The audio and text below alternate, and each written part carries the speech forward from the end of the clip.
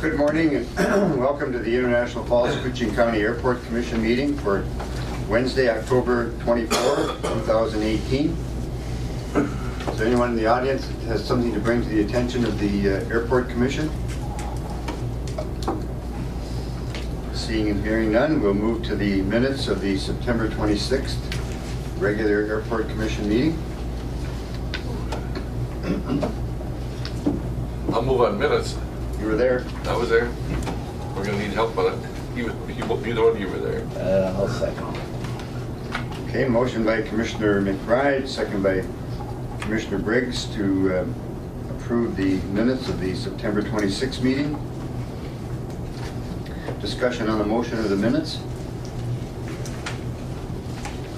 Hearing none, the chair will place the question. All those in favor of the motion signify by saying aye. Aye. Those opposed, same sign. Motion is carried. Minutes are approved. Thank you. Go to the financial statement. We have regular claims of $93,823.16. We have, for the terminal project phase 1, claim of $10,959.57. Terminal project phase 2, $693,214.22. Runway reconstruction phase 1, $116,219.38. Runway reconstruction project phase 2, $87,490. And those bills that have already been paid under previous motion, $23,531.06. A lot of projects going on. Questions? Let's see. Can we have a motion first to approve the claims and the financial statement? And then we'll have discussion. I'll move. Motion by Commissioner Briggs. Second. Second by Commissioner McBride. Discussion on the motion or the claims. Mr. Chairman. Please. On the merit bridges, do we still have some holdback on that yet? What is it, something like 15 yet? We reduced their retention by 50%, so I think there's probably $10,000 remaining. Okay. Yes. And then the other question, Please. Kyra, Continental Western Group, that 19,000, what is that? That's our insurance. That's all I got. Just to follow up on that one, Kyra, that includes now,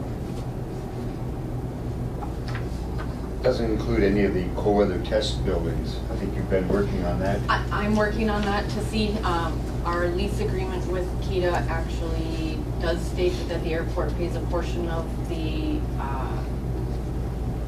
has insurance fire and, I can't remember, fire and damage, something insurance on the building. So I'm trying to work with Shireen at Northern Reliable to get it squared away. We may want to relook at that lease and see about having that insurance piece taken out of the airport lease, since KEDA is also paying insurance for the building. So we're trying to determine all of that and get it squared out.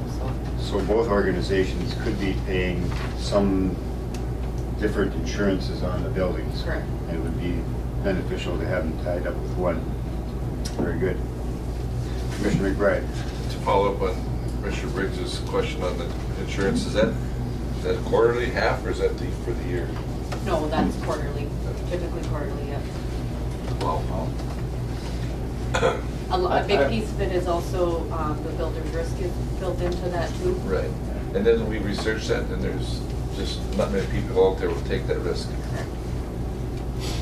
That's what I The would say, liability. it hadn't gone out for other bids, you know. I think we did a few recently. years ago, and they're about the only insurance company we can find that would accept that risk insurance. Yeah, airport insurance is just something that no one wants to write.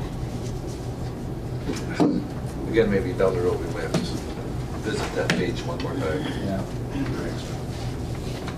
That's almost $100,000 a year. yeah. Ours is 60. our liability alone is $66. Really?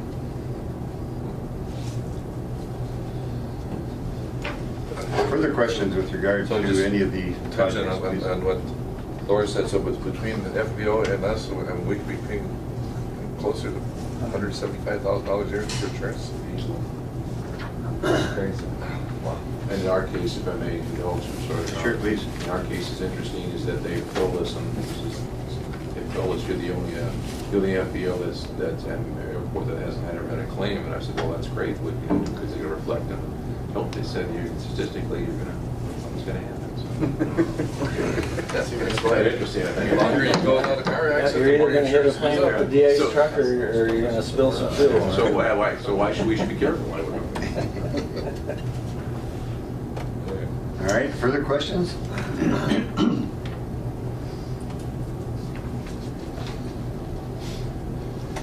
Lots of projects going on and a lot of activity.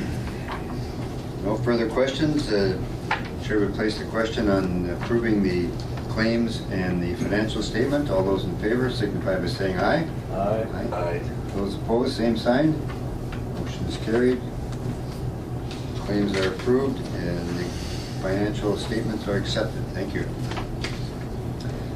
Move to the engineers report. Terminal update. Who gets to kick off? Rick or Steve or both? Come on up.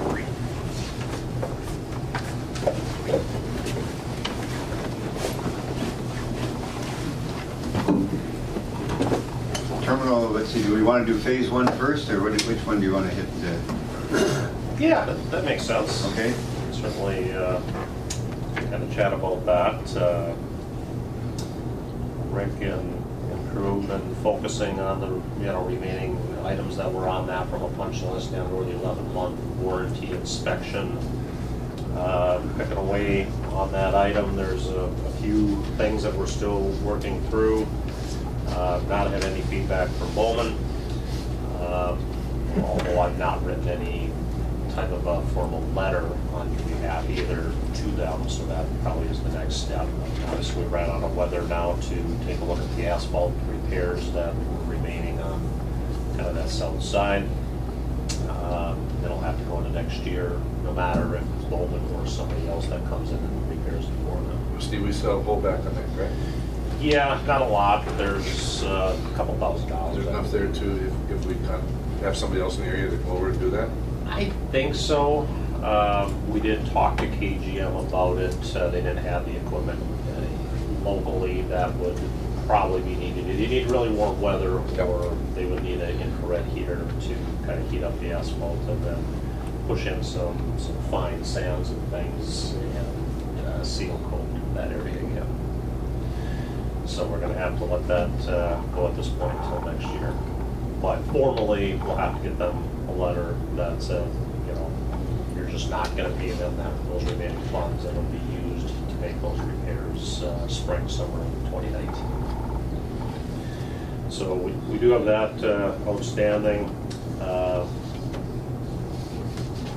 Amero Bridge, as your question earlier, we could release their retainage down by 50%, so there's still $112,000 remaining that we've talked about holding on. If we could find some snow events and get some buildup maybe on top of the jet bridge, even if we do our own test to tilt it up and see what happens on a somewhat warmer day here, November, December maybe, we'll do that test. I think that's how we last left it. We'll hold it at least until Thanksgiving or in December. See if we can understand what's happening on the apparatus. Well, we got Sun Country coming on November 3rd, so it's gonna be jacked up for that, so. Yeah, so we'll see if there's any snow or ice buildup possibly on top at that point and give it that test run. As you recall, they've done several repairs. What they've added last was kind of an electric heat tape type system closer to the rotunda to help keep things melted at that location. But as we tilt up, we're going to see and test if any of that backwash, if you will kind of come into the rotunda. And that should be on now. And he said it turns on by itself at 40 degrees. Okay. We should check that. We're sure to get through. We were reminded of the complexities of the system 2 days ago with the power glitches. Jeff Rich, after you get the glitches, it will not operate unless you totally reboot the system, which we did. Okay. In the meantime, if there was Yeah. so they were concerned about it, but we got it. So just a reminder, it's still very complex. It doesn't do anything without the computer. Makes sense. Vertical drive motors, getting bags on those, not sure if you've done that yet. Yeah, that's on the list today, actually. Probably start any time now coming into this winter season. Sun glare, we put a pause on that for a little bit here, and unless we want to open up that discussion now and understand where we're at. TSA's not given any formal feedback yet. Yeah, so maybe I could just give everybody an update what we did. So it was, we had a conference call with TSA to figure out what to do with the sun glare. So the sun glare is coming through the building. It starts about this time of year, goes into January, February. Yeah. That's when the sun is coming directly across and they're having issues seeing their screens. So, as you know, we talked on site about what some of the potential solutions were. One was putting something right next to the screen, then the wall in between the screening area and the secure space. And the other is to put some curtains on the far windows to stop the sun from coming in. When we talked to TSA, the local TSA, and then Brian Peterson on MSP, he said, we talked about those different options, and they preferred to do it on that center wall. So they wanted to do a few of we talked about potentially 3 panels, and right now we were gonna do something temporarily to stop the glare. And we're going to track it throughout the year here now to see which panels, because our goal is to reduce the number of panels that we would need to cover with something in a more permanent solution. So that's where it was at. And then I sent out the emails stating kind of what I just said. But I know there was some concern on the commission's part about doing that center wall. I think there was also concern by the local TSA folks that they wouldn't be able to see in should there be an emergency situation. They seemed at that point on the conference call to prefer that center location, and then also to be okay with if it was just going to be a few panels, that would still be an acceptable solution. So I've reached out to Brian Peterson to provide that additional feedback to the commission, and he hasn't responded yet. Sent him an email and a few phone calls, so nothing back yet. So we've just put that on hold. Or we can, with the commission's approval, we can go ahead and order some temporary screens that we would put on the windows in that center location, and we would continue tracking it through the year, and then we would make a final decision probably here in the spring. We've got to do something, it's already started for us. Okay. Yesterday, we were having a heck of a time screening the boarding passes coming through. So that's glare. the other side of it. So that we're moving forward with putting some shades on that side. Yeah, there's What the lines? about 15 feet of Echo shades that we're getting pricing on. I guess I'm not sure where that stands right now, Steve. But, Yeah, and that's what we figure, 15 feet in that neighborhood would be probably plenty good. So it'd be that whole first panel. Just, yep. So we're looking at doing manual operated Echo shades for the first 3 That's bays fine. or whatever it would be for 15 feet roughly. We are waiting for a price from Bellinger out of Duluth, is who the provider is that's also taking care of what was already scheduled for the phase 2 edition. Makes sense to use the same product, same people. So I'll follow back up with Bellinger and TNT Haviland, who you're under contract with for, the window blinds, if you will, on phase 2. We'll work on a change order with them for phase 1 on that area. Maybe help explain, Destin or Bob, when we say screening on that center wall for TSA, what does that mean? What screen? Is that a window film? yeah, I imagine. So it's right now there's on either side of the TSA screening, there's 2 glass walls, and one side has got fully film between the screening and the waiting lounge or the ticketing hall. So it would probably be a translucent film, probably not with the same pattern that the existing one has. It would just be a solid translucent film that would be on one or two of those panels. Well, I'm sorry, 2 or 3, we think, of those panels. So that would adhere to the glass? Correct, yeah. Yeah. So we think that that's a good long-term solution as opposed to a shade that's... The issue with having the shade, we think one of the issues is that it's an area where passengers and kids can start to mess around with them, and so it's just... I have concerns about that. And the other issue, if you can kind of imagine, you know, if I'm here at the screening and the issue's coming from a long ways over there, what happens, because it's over a matter of about 2 or 3 months, the sun angle is changing. So the further you are away where you fix it, the bigger an area you have to fix. So if you can get it kind of closer to where that screening happens, it could be a smaller area to kind of block that. So our hope is two panels, but we might have to go to 3. So that's why I want to track it here and see, so we can minimize it. So what kind of temporary material are we going to use? Or It would probably also be kind of an adhered film, but a less expensive kind of, you know, off-the-shelf one. You know, you can go to a Menards and buy just a quick adhered, and so we'd probably do that. It wouldn't be the full panel because you can't buy the off-the-shelf stuff in that large size. You really need it to be a professionally applied solution. But it'd be similar, so it'd be a good test. You know, it'd be the same kind of translucent material that we hope are going to knock down that glare. So.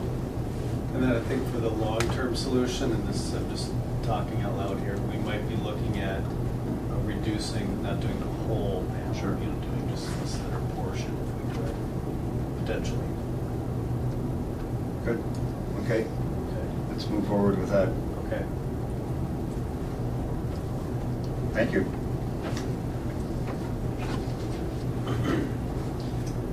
Further on phase 1, baggage handling system, Logan Teleflex was your vendor and contractor that installed that system. There were some issues, I understand, with the first coiling.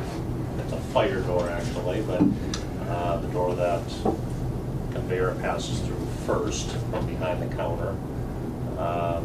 We've put in several phone calls to Logan and haven't had much reply, so we contacted the vendor that did your overhead garage doors on phase 1, North Country overhead door, Kurt. He also works on fire doors and things as well, so he was kind enough to come up, take a look, do the repairs that were necessary. Should be functioning good again. So I'm waiting for a little bit of information on exactly what that repair was. There was something broken inside the unit, is my understanding, and what his invoice will be, so that I can try to get that down to Logan and see, hopefully, that they'll pay for it, since it was pre-warranty expiration. It was prior to October 3.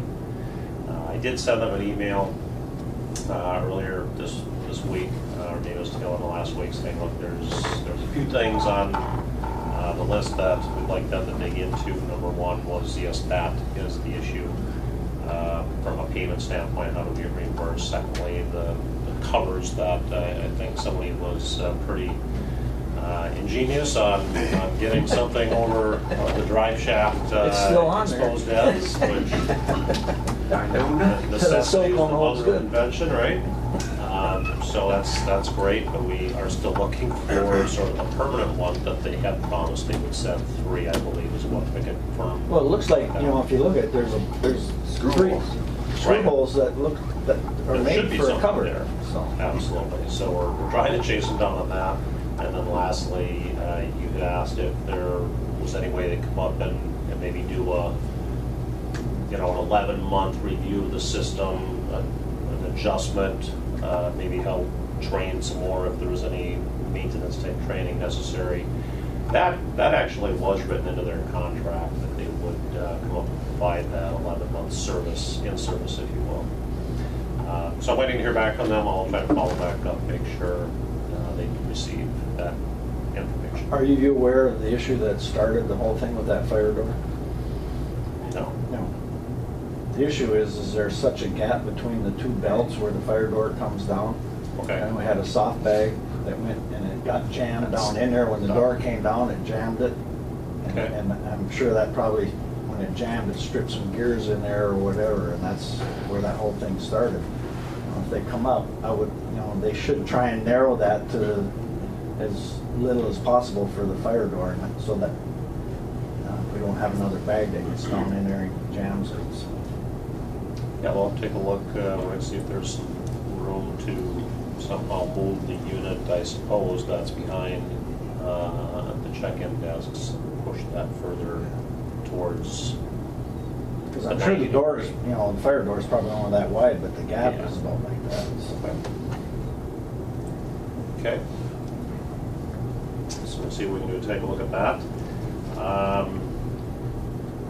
Lounge speaker, we've talked about helping find a better solution than maybe what's there now, although that seems to be our solution, is another portable speaker. We can do a couple of things, either literally another portable, take it wherever you need, maybe that helps if you have to bring it outside for any reason, if the Jeffers is shut down, you're having to bounce anything out of the tarmac. Nate, electrical engineer, did take a look at some options and emailed us some thoughts on that, either portable, or you could wire the speakers to the TV tower stand that's in the middle of the security gate lounge area. In either case, they're fairly inexpensive. That we looked at those options. Maybe they're $300 to $500 to purchase something like that. That is our thought. The last discussion we had is let's go ahead and do that purchase so we can at least have that there in place, and it should be much better than using the fire alarm speaker system that obviously is problematic. Static, or what's happening, you can't quite understand what is announcing at that location.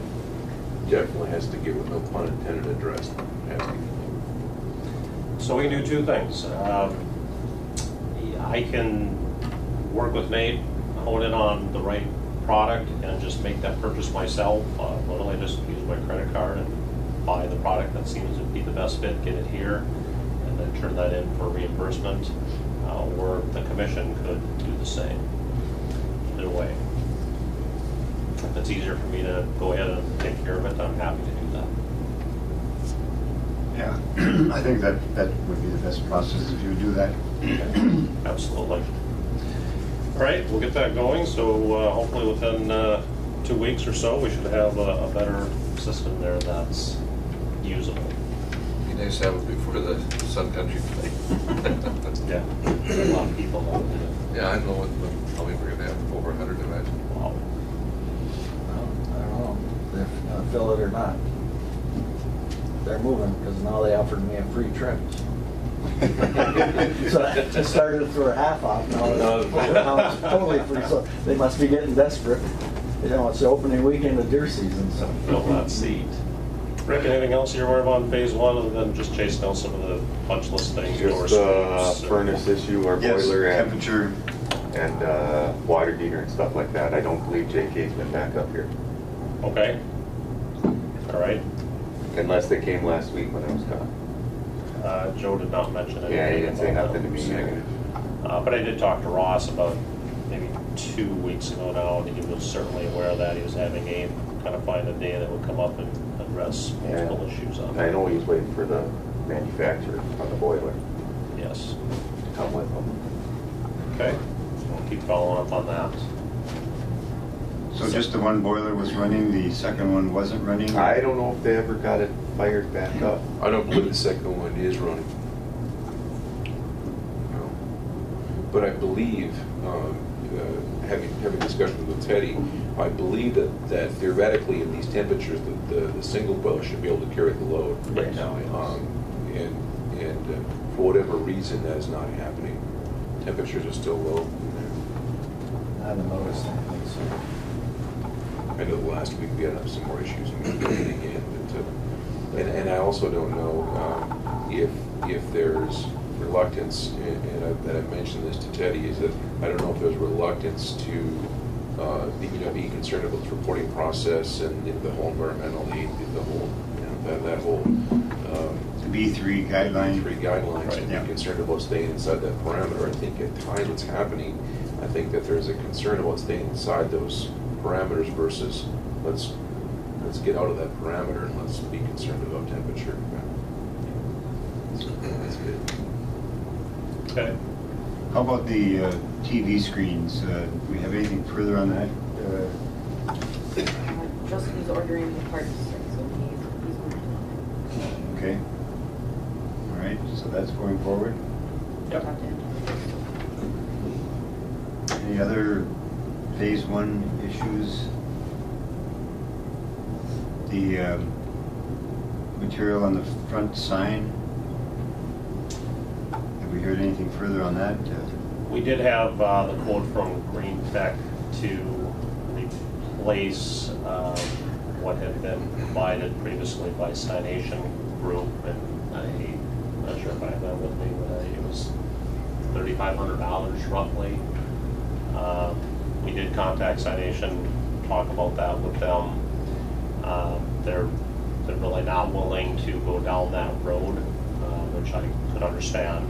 And, they're willing to either replace what they'll take down, refinish what they previously provided, send them back up. Rick had installed them last time. I'd have to be careful removing them again and get those back on at no charge under warranty. That's what they're willing to do. So I think we have a choice here. We try that, and it's still going to be a little different finish look than what Green Tech had provided on the other signage that's there. Or we'll just cancel Signation and pull the trigger on having Green Tech provide the same stainless steel material for what Signation previously done. I think we try the refinish first. I agree, I hate to put out. I don't want to spend I don't want to spend any more money. No. Right. So I think. Gotta we should give go them a ahead chance, with though. signage. Yeah, To see, have them see if they refinish it. they can refinish it, maybe they can put a sealer on it or something. And After that, I guess it'd be up to us. Yeah. Yeah. Push You us just- a little you- further on down you the live road. and no learning, cost. you remove them from being a vendor for you, but Yeah. I don't want to spend the next one yet. I agree. That makes the most sense. Try that first, and if yours come out happy, you can consider. We don't need a motion on that. Nope. Nope. All right. That concludes phase 1. Phase 2. Phase 2, they're putting the roof panels on, doing the plumbing underground. Electrician's gonna be in there tomorrow doing his underground when the plumbers are out of the way. And they're framing the exterior metal studs around the windows, the eyebrows. Hoping to have it ready for slabs, get the foam and poly in next week, and possibly pour next week or the week after. About the windows, how far are they? Windows? Well, the windows, they had ordered the framing material. He's got all the material, I think. He just needed exact sizes to build. Okay. Yeah, so. And he's coming Monday to measure them. Building the frames, right?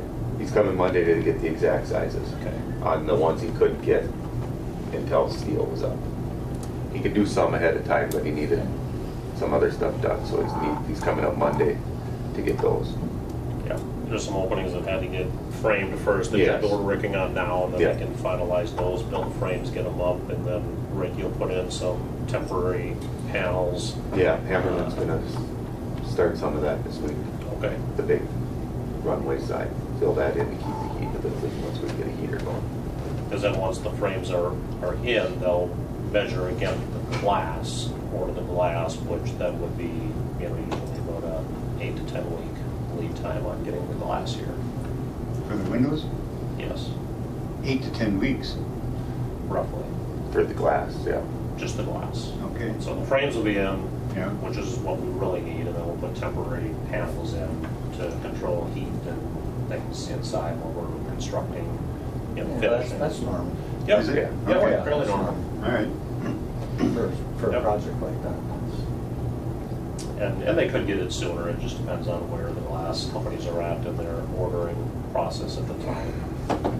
Coming into winter, it's not quite as busy as summer and fall, but a lead time nonetheless, and we're seeing a lot more of that. Nobody is warehousing materials, and that specifically has to be fabricated to size dimensions, so it's a sort of build-to-suit product. Does Nate have any idea on a schedule date for the LED lighting for the ramp line? Well, for the pole, obviously, you can't put it on, obviously, in the building until we're running the poles. Do you know if Nate's looking at that sequentially, that he's gonna do the, you know, is he gonna do the poles first and then, wait for the building to be ready to be wired for the LEDs mounted, or? Yeah, I think actually he's looked at that with Hanson Electric, approved the type of lighting to match what was provided in phase one, so that Hanson can make that order. So that order, I'll check with Steve Hanson, should have been placed about a week ago, Okay. after he and Nate confirmed that information, and then getting the product here so they can get that on. The status of the pole itself, I don't know. We have to take a look at that. Now, A new pole?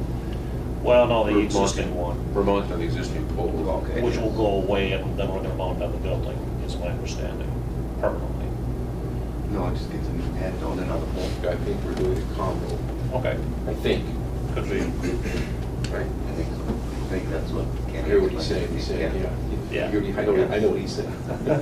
He knows. It could be, yeah, Yeah. off base. I was thinking that was a temporary pole Listen, coming out at complexities the of the end. whole thing, yeah, but I'm pretty sure it's I think the, so. I think it's that's the what old pole, Kenny- yeah. new New fixtures, head on the- and building And lights. on top. Correct. Yeah. Yeah. So it should be in process. There will be a change order coming from Hanson because of that change in product type to match with the head fitted up already in phase one. So I'll find that and get that pushed through. I just wanted to be sure that in the beginning, I shared with Nate that I said, I want to make sure that we need UV protection on our skin out there. That's the kind of lighting that we want there. And the concrete pour, you think is what, 2 weeks away? Hopefully a week and a half, 2 weeks, yes. All right, very good. And we'll just start framing walls. Very good. Everything else. Wagner's coming in Monday there's some demo still outside the curbs, the existing curbs that we left, so the asphalt did get wrecked. Right. And then a little bit on the apron side to remove that temporary asphalt, concrete, and then get it all graded off and ready for the new stuff. So that is the goal, to get everything wrapped up on the exterior also, Yes. as well as interior slabs, yes, but the exterior site concrete wants to be done a patch back, Yeah. so we're ready in April to occupy. Very good. So we'll keep monitoring the overall schedule. That still is, the intended date is the end of March to reach final completion and occupancy April 1, essentially. We've had a few hiccups with some weather delays, some snafus in the product that's came from precast. We had to do some extra cutting and making things fit up and match up to the slopes and the rate extension, if you will, of the roof line coming off of phase one. That's done now, and they're making good progress back on the wood roof panel system. But through that process, we probably lost about a week, I'm guessing, get things rebooted and fixed. So we're working that out. However, with Moline, there's some costs that were incurred, mainly by Hamlin, that Moline has agreed to take care of. So once we gather those up, we'll give an ad, change order to TNT, and then deduct to Moline. Very good. Other than that, yeah, it's kind of pushing along, trying to reach good enclosure before it gets too cold. I had one. Please. If you could just let the contractors know that, you know, if they're working outside that fence on the ramp side and around our area, that when that plane's coming in, we have to have them on it. Yeah, I told them an hour before the plane lands, they need to be over there. Okay. Because we had to move one guy out. Did you? yesterday, so, Yeah. Yesterday you did? Really? Yesterday, the day before. Must have been Monday. Because yesterday everybody should have been done by. Yeah, no, it was the day before. We got a couple. Because he was working on the outside on a lift. Yeah. Okay, I'll remind him again. Very good. Other questions with regard to phase 2?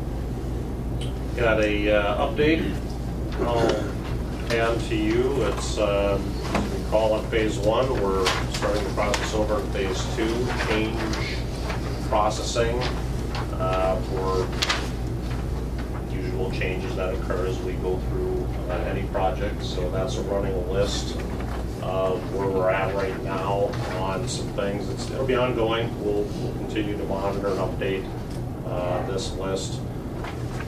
And really what we do is kind of go to the back page as always, and we kind of look at the 3 columns. ROM means rough order of magnitude, or has it physically been quoted, or has it been turned into a change order.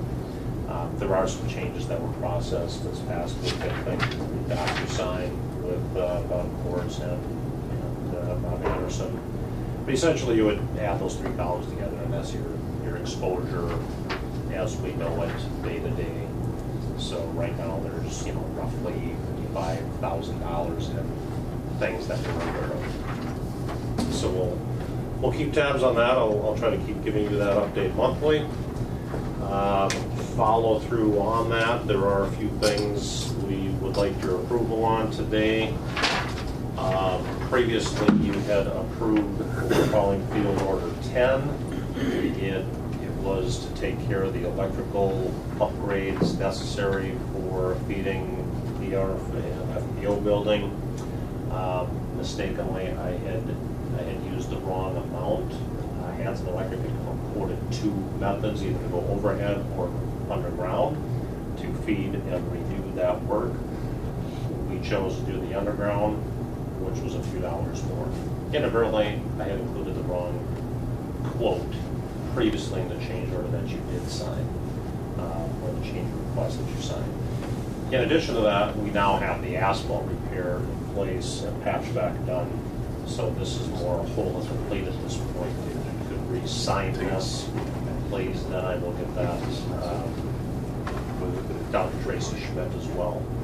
So previously, Hanson Electric, I think was about 21,000.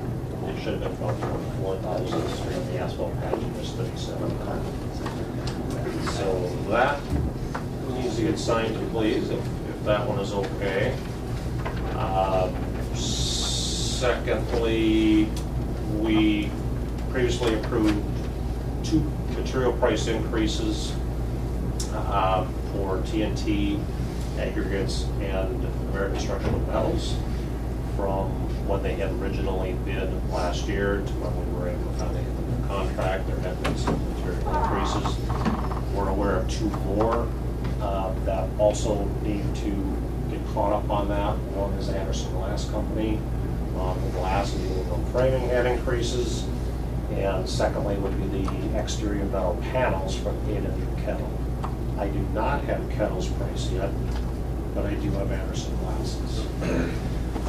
They have a $7,500 increase for their product, which they would like to get into a change order so they get that billing done as they're now ordering that framing material and glass. So we'll need a motion then on that one to approve the increase of $7,500 to Anderson Glass? Correct. Correct. And they're out of Grand Rapids. Grand Rapids, okay. No relation, so. Motion by Commissioner Briggs. Second by Commissioner McBride to approve the change order of Anderson Glass of $7,500. Discussion? All those in favor of the motion signify by saying aye. Aye. Motion is carried. Thank you. Do we need a motion on the other one? Well, I think that one, we had approved that one. You previously approved it. In fact, I think you already approved the patchback of Yes. 3,700. The difference now is just going from Hanson's, it's 21,000 versus 24 and change.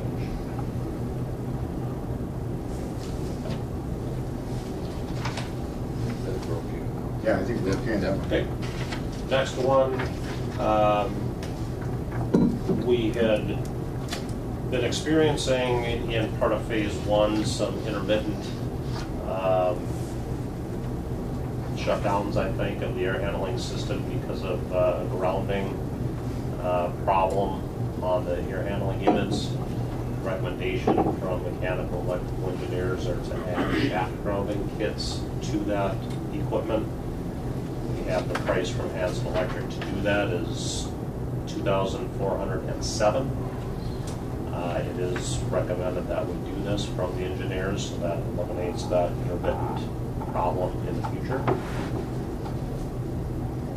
This is a change request to do that, so we can authorize Hanson Electric to add that. And so that additional grounding, they don't think that should have been part of the original work that they did? It is not. It was not specified to provide that in the original specifications.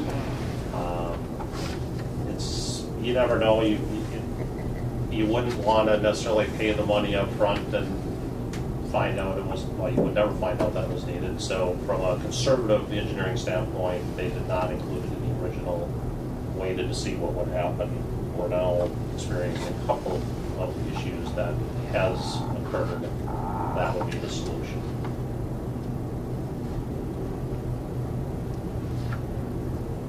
It just seemed to me that the grounding would be part of the project, but Well, it was not specified. Yeah, there is, main building electrical grounding, that is true, that is done and taken care of. This is some additional grounding of the actual Unit. They're called variable frequency drive units that the mechanical systems have that let them modulate and automate vacuum control systems. So those particular units should be grounded. Okay. Move. Motion by Commissioner McBride to approve the $2,407 change order for Hanson Electric on the grounding of the electrical system. Second by Commissioner Briggs. Discussion? Those are all being submitted to Tracy? Yes, they would be. Yeah, what we're doing under this process is what Commissioner Anderson is doing right now is signing information that helps me submit that immediately to Tracy. She wants to make sure that the Buy American is intact, and yes it is, and that you concur with the cost, so when she gets it's whole on this end, she can simply do her verification on funding appropriation to it. Yeah, as a reminder, so on phase one, we went through this process and we submitted them at the end. Now those are all submitted to Tracy. We haven't gotten any feedback from her to date. Has you gotten any? No, well, I got an email from her last week, or maybe over the weekend, that she was missing. She had been busy, and it was a large file that I'd sent her for that number 11 request. And there was a time limit that she didn't download the information in time, so we sent that to her last night, actually. Okay, so that's for phase one. Now for phase two, we're getting everything together and submitting them as we get them, and as Steve can gather all the information. Correct. Okay, Yep. very good. So actually, yeah, that would be, the shaft grounding kit would be the 6th change order request, if you will, of Tracy's group. For phase two. Yes, for phase 2. Okay. Number 7 would be the BOR structure out in the airfield.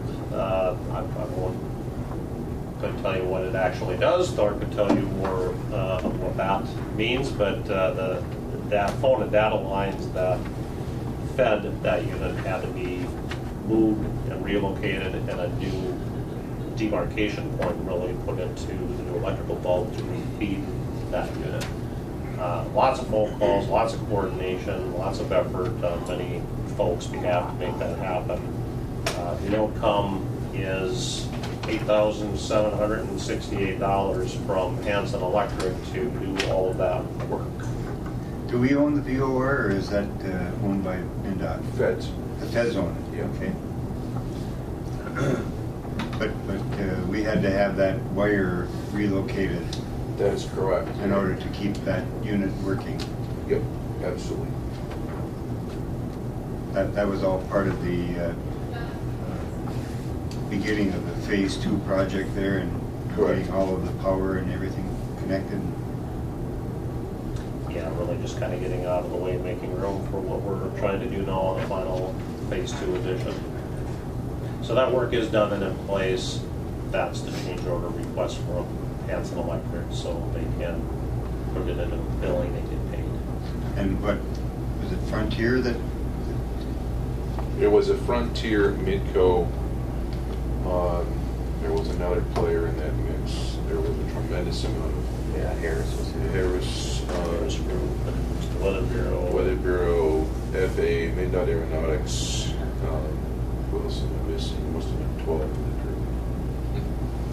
12, 13 of them. He promised his last one now. For today. Nobody's asking for more. No. That's what you're under contract with anyway for Hanson Electric. I suspect the other groups took care of their own. I guess costs. we don't have any choice. I move to allow we had to signature. keep the VOR going, otherwise the airfield information wouldn't be out there. It's all critical in the operation of the Yes. fields. Yeah, those are the rent to these. Motion by Nick Bride, What's the amount on $8,768, and that's for the VOR structure. Okay, is there a second to that motion? I second. Second by Commissioner Briggs. $8,768 change order. Discussion? All those in favor of the motion signify by saying aye. Aye. Those opposed? Motion is carried. Thank you. During that event, if I may, particularly enjoyed the arguments between the FA. That was kind of guys were just trying to get the job done. There was a lot of finger pointing and the sign. Quite a bit. Nothing that 100 details in the year. All right. That takes care of that? That takes care of that. All right. That's all I had for you this month. Very good. Keep us going, Rick. I will. All righty. Thank you. Yeah. If I might, real quick, the admin suites, the Oh, yeah. proposed changes there. Excuse me. So, sorry, there was some discussion about proposed changes to the admin suite in Phase 2, and I'm not sure where that stands, if we've been directed to proceed with those changes, or... I read in the last minute said it was okay. Yeah, I think there was a motion at the last meeting to move forward with the changes with regard to getting, so you're going to get us a final design? Is that where we're moving? Yeah, well, I think I presented a couple of layouts, and I think you had a preference for one, and you wanted to confirm some dimensions, so I sent that through, and I think that's kind of the last Is that's... that what we got here There's one in in this the last packet, page? yep. And in regards to that, also, it's later down on the agenda, but TSA has also asked for a portion of the storage space. That's next to their office? It's across from their office, it's the airport storage space. They're requesting a portion of that. So if I could add to that. Please, yes. So there's, that's another question I have to Brian Peterson. Because GSA, remember when we work with TSA, it has to be contracted through GSA, which is the leasing agent. I don't know that they're on board with this extra space. So they're very strict about the exact number of square footage that they can have. So that's a question I have to Brian, and I would like to initiate some conversations with GSA. And Brian hasn't got back to me. He's on the TSA side. So if you guys are okay with that, I would like to forward that on to GSA to get their approval before we even entertain that any further. Okay. So we'll move forward with the Nikita Yeah, design. I guess so the only thing I would say is there was some discussion about them wanting to have plumbing in that space. So that becomes important because we're putting in under slab plumbing now. Before the concrete goes in. And Right. they determined that they don't want plumbing. Okay. TSA, they don't need the plumbing, they've got all that on their side, so that won't be an issue. Back in there, okay. So really what we'd be looking at is just a wall. empty space right And now. probably an extra door and a wall. Yeah. Okay, so we have a little time to work with that yet. All right, so you continue to work with TSA and GSA Yep.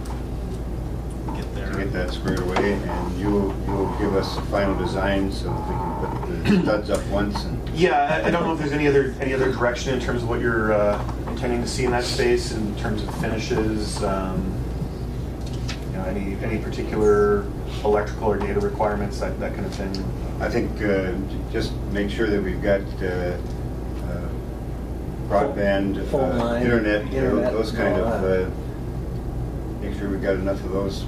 Anything else you can think of that you need as far as office space goes?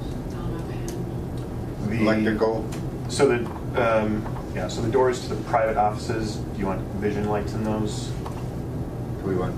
Like a little window in the door so you can peek in there? Yeah. Yep.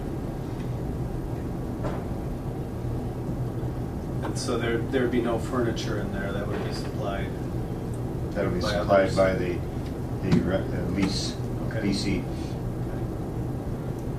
So for physical construction changes, then, you know, as I'm looking at fast forwarding a month, a lot will take place in the next month. Oh, yeah. Slabs are gonna go in and that wall framing will start. So Justin, you can get us the revisions and then we sort of have the approval to make those revisions physically already Yes, as we that was construct. approved at the last meeting. Okay. So we'll follow through on whatever the cost revisions might be for adding the wall, adding the door, and any maybe electrical and data revisions that would suit it up. But at this point, only the changes for the admin suite, not the changes for the TSA storage, correct? We'll have to wait and see about the TSA, so stay tuned with Bob on that one. Yep. And then, kind of looking ahead, probably at the next meeting, we'll have a package for you to consider furnishing for the new conference room. If that's something you want to include as part of this contract, then we'll have a few options to look into that. Also the airport desk and stuff in the conference room, or is that there at the airport space? So is it all the furniture is going to be supplied by KEDA, or will the airport pay for a portion of that furniture that was initially gonna go in? I think we'll have to work that out in our lease. Just- Yeah, I think the intent was that the furnishings that were shown in the admin space were sort of only for reference, you know, how you might lay that space out to show that the rooms were sized appropriately, but no, I don't think the intent was, based on the direction we've been given previously, to provide any of that furniture. Yeah, there was always shown some sort of linked together chairs for custom CVP area that would match what was provided in phase one. We had included some dollars in the phase two budget to purchase those chairs. I don't remember the count, if there's 30 of them or something, but in addition to that, we feel there's some dollars available still in that budget amount to potentially purchase the conference room table and chairs. And the conference room is wired appropriately for overhead displays? I believe that it would be kind of a wall-mounted flat screen, so, but you'd have AV connections to that at the conference room table. Okay. So maybe a quick question in terms of expectations for that conference room. I'm kind of looking around this table. Is it a table for 8 the right size, or does it need to be bigger than that?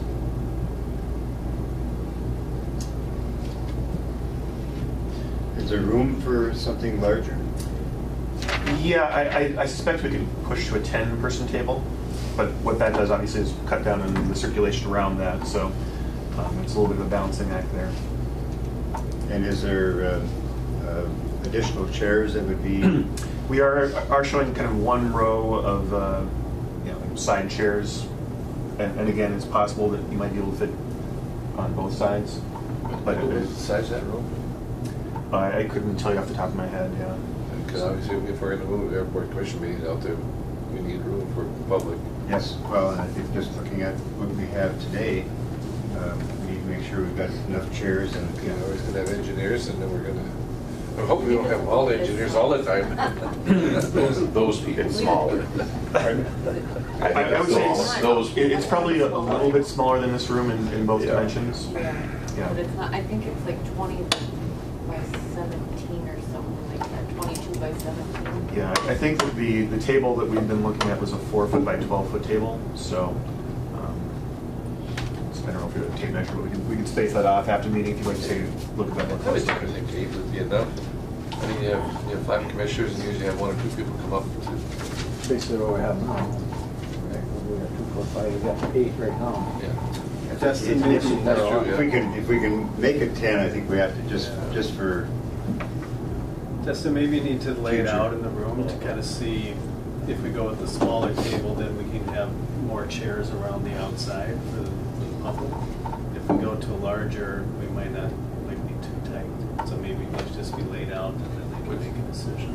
What's an estimation of the size of this room, of this large That's what I table? look at. Bob, you were referring to, to, 20 by. It's about 26 and a half by 17 from what I'm looking at. This is probably 20 by about 24. and what's the proposed size that we're looking at there? 26 by, About 26 and a half by 17. This is about 20 wide. 20 wide, probably 24 long, 22 long. This room's definitely bigger. this is room, this bigger. This is bigger than what the intended new one will be. So I guess regarding the size and the space, you wonder about, the public. Comfortable. Right. So maybe we'll take a look at it and see if we can get 10. If we can't, we'll go with the 8. Okay. Yeah, did you say a 4-foot by 12-foot table? You know, that light grid right now is 4 by 8, so imagine another 4 feet onto it, that's how big the table would be. So it's cozy. Yeah, it's not going to be oversized by any imagination. All right. Any further questions, Dustin? Thank you. Thank you, gentlemen. Welcome. Things going. So let's see, runway and taxiway. Benita, are you? I got stuff. You got the. I got stuff. Sean and Casey are not going to. They are elsewhere today, so it's. I'll just pass that around. It's pretty minimal updates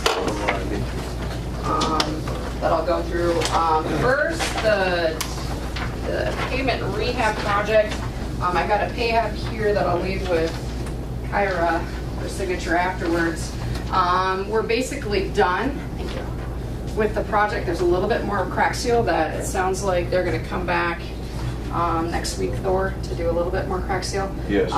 We did go over budget, around $15,000. The reason for that is once we got out there were 3 more tie downs that we thought or felt should be repaired, and we did a lot more crack sealing than what was originally in there to kind of encompass a little bit more. The reason for all of that, or doing all of that, is we understand we've got to focus on a runway project over the next 4 years and make sure that that apron area is performing as best it can given its age. So we did a little bit more work. The grant does allow for a 50% overrun of the total grant amount, which is, this is under that. So at the end of the day, it'd be around $700 or $800 more from a local perspective for the additional work, and well worth it in our opinion to make sure that we're trying to get everything that we can, since the focus is shifted now for the next several years on the runway. So the total amount, let me grab this back from Kyra real quick. So the pay app is $67,205.09. That's pay app number 1. There'll be 1 more that'll likely just release the retainage, but right now that's the bulk of all the work. The original contract was around 52. Okay. Commission's pleasure then with the payment of $67,205.09 for the pavement maintenance project.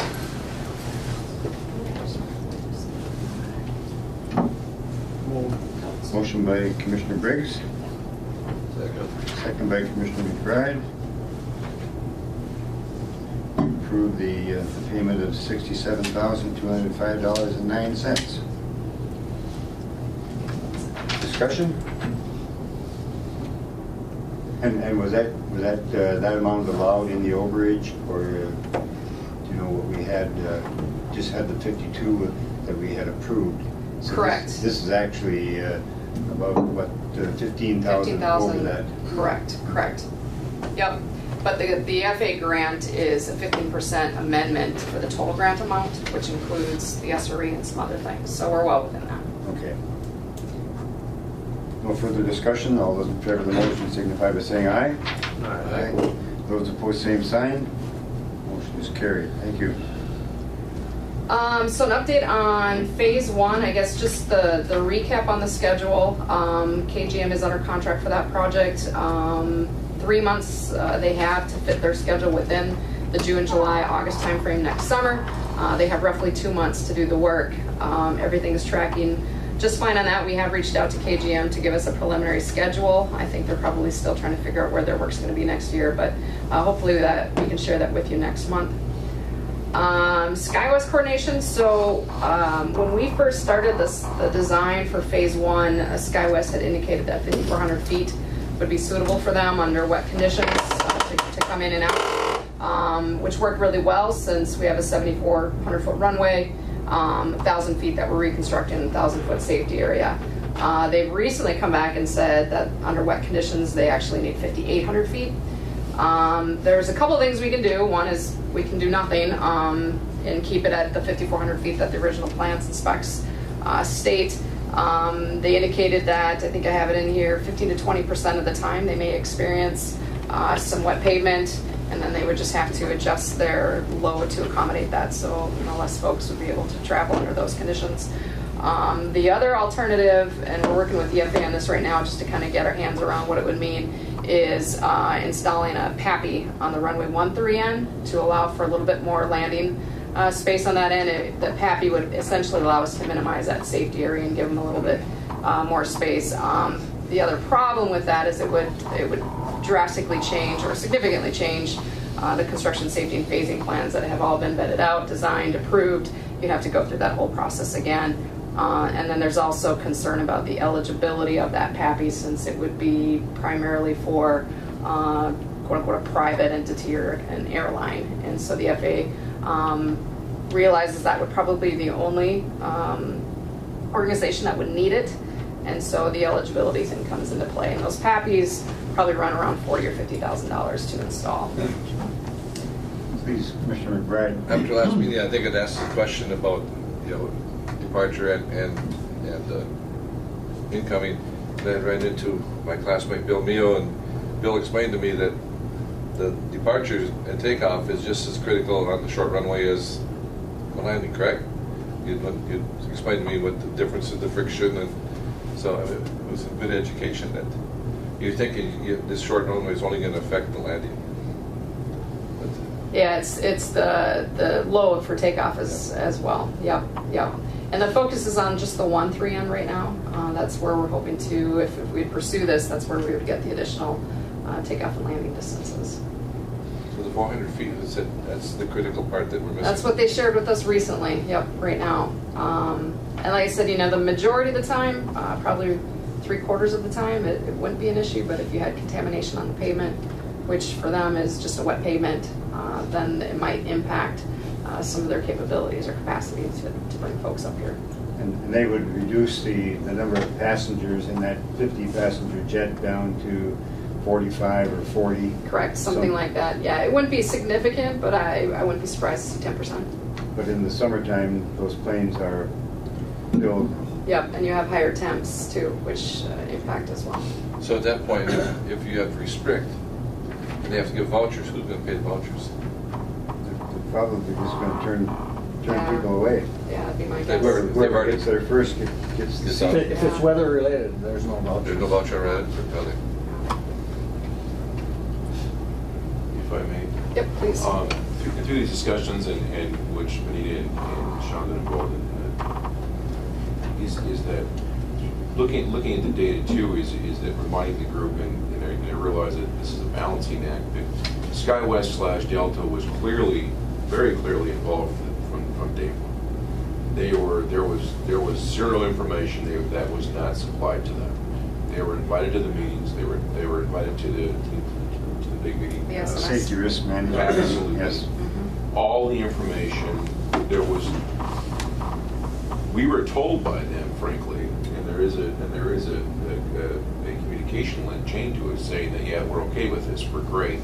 Somehow in that organization, whether it's a SkyWest play or a Delta play or a combination thereof, someone has looked at it and decided, no, wait a minute, now I think what they're looking at is they ran the numbers on the revenue side, and they're like, oh, gee, we're concerned about that. There's no question that there's a possibility that these things could be impacted, 100% in agreement. But if you really look at the data, to truly come up with the perfect scenario of the high temperature, the wet runway, the wind direction, the load factor of that flight on that given day, to come up with a 15-20%, I could be wrong. Boy, you're looking at through the busy season, the summer schedule. I'm guessing you're going to have a 10% impact. I'm guessing that. It's it's an educated guess. It's science plus throwing darts, frankly, but it just seems like a pretty aggressive number to me. If you really look at the numbers and really plug it in, boy, it's got to be a pretty tough scenario to get to that point to get to that below that balanced fuel length safety, of where they can't carry a full load. And the PAPIs that are on the 1-3 end right now, is that what we would move, or what would be there? Would they bring a temporary set in, or? It was under the impression it would be a temporary set right now that we would use. Yep. And that cost is likely to be 40 to 50,000. That's my guess for new. Maybe there could be some cost savings if you could work out an arrangement where the temporary can be returned. There's some things that we could probably work out to drop that cost. We are having that topic of further discussion with the FAA at the November 15th meeting. We've given them some time, or we want them to take some time to see if there's an eligibility component of that, if there's certain things we can do to make it eligible. So more to follow on that piece of it, but I think if we try to accommodate SkyWest, that is what we'll need to do. So we don't need to make a decision. You don't need to make a decision now. I guess we just want to keep that kind of at your forefront. Getting it teed up here, yeah. Yeah, and it is unfortunate because I believe that the first phone call we ever had with SkyWest was well over a year ago that this was coming, and we've been kind of working under that original, what they said as far as the 5,400 feet would be adequate. So we'll see if we can, make any adjustments. I think Thor's right. There's a lot of things that would have to kind of come together to impact it. But nonetheless, you don't want to give the perception that you can't accommodate the folks that want to come in and out of here. And if I may, on the eligibility level, that 50 or 55,000, the number for the PAPI, that's just the PAPI, part of the equation, correct? Mm-hmm. I mean, all the replanning, Right. Is the additional / changes, is that eligible? Would that be eligible? As far as our work Yes. that would go, well, we would have to take a look to see how much it would involve. I think the timing is also a concern. The FAA doesn't move quickly, as we all know. So we would need, based on the outcome of the November 15th meeting, we would need some time to put together the new construction safety and phasing plans, upload those, get FAA approval, and if there are any changes to it, then we have to go back to KGM, and maybe there's some impact to construction. I'm speculating now. You don't know how it's all going to go, but that whole process would have to take place. But isn't that in phase 2 of the runway? It's not phase 1.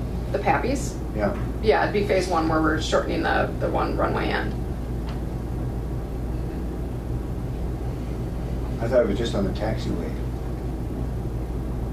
No, this is for this upcoming project. Oh, it is on this Yeah. one? Okay, Yeah. all right, Yep. okay. Because right now, the way that the design was is you have the 1,000 feet that we're going to be constructing, Yep. and the 1,000-foot safety area and 5,400 feet. They would like to see the 5,800 feet. And so the PAPIs mitigate that 1,000-foot safety area where we can shorten that up a little bit. The same issue is likely on the taxiway as well. Absolutely. Yeah, so I think it Because I would was apply thinking to it was a both. taxiway, not the runway, Yeah. because we've got a set of PAPIs on the 1-3 end already. And maybe we can move those. You have to consider that this could likely be a two-phase project or process. We might need them on both. Yeah, but you can't. But they're set for a different, That you have to physically move them, they're too far. yeah. Right, you're 7,400, 400 feet, you know, you're moving them 2,000 feet, they have to be moved in order to make the approach procedures. Okay. Even in there, I can't do All right. So it could end up being on both. It could, yes. So I think the takeaway here is we'll have a further discussion with the FAA, primarily discuss process, if we have to make any adjustments, and eligibility. Then that'll be November 15th, and then I think we circle back to SkyWest. Okay. So more updates next month, All just right. something to kind of keep in mind. Thank you. One minute. Sure. Go ahead. Oh, okay, yep. So then, that's where we're at with phase one.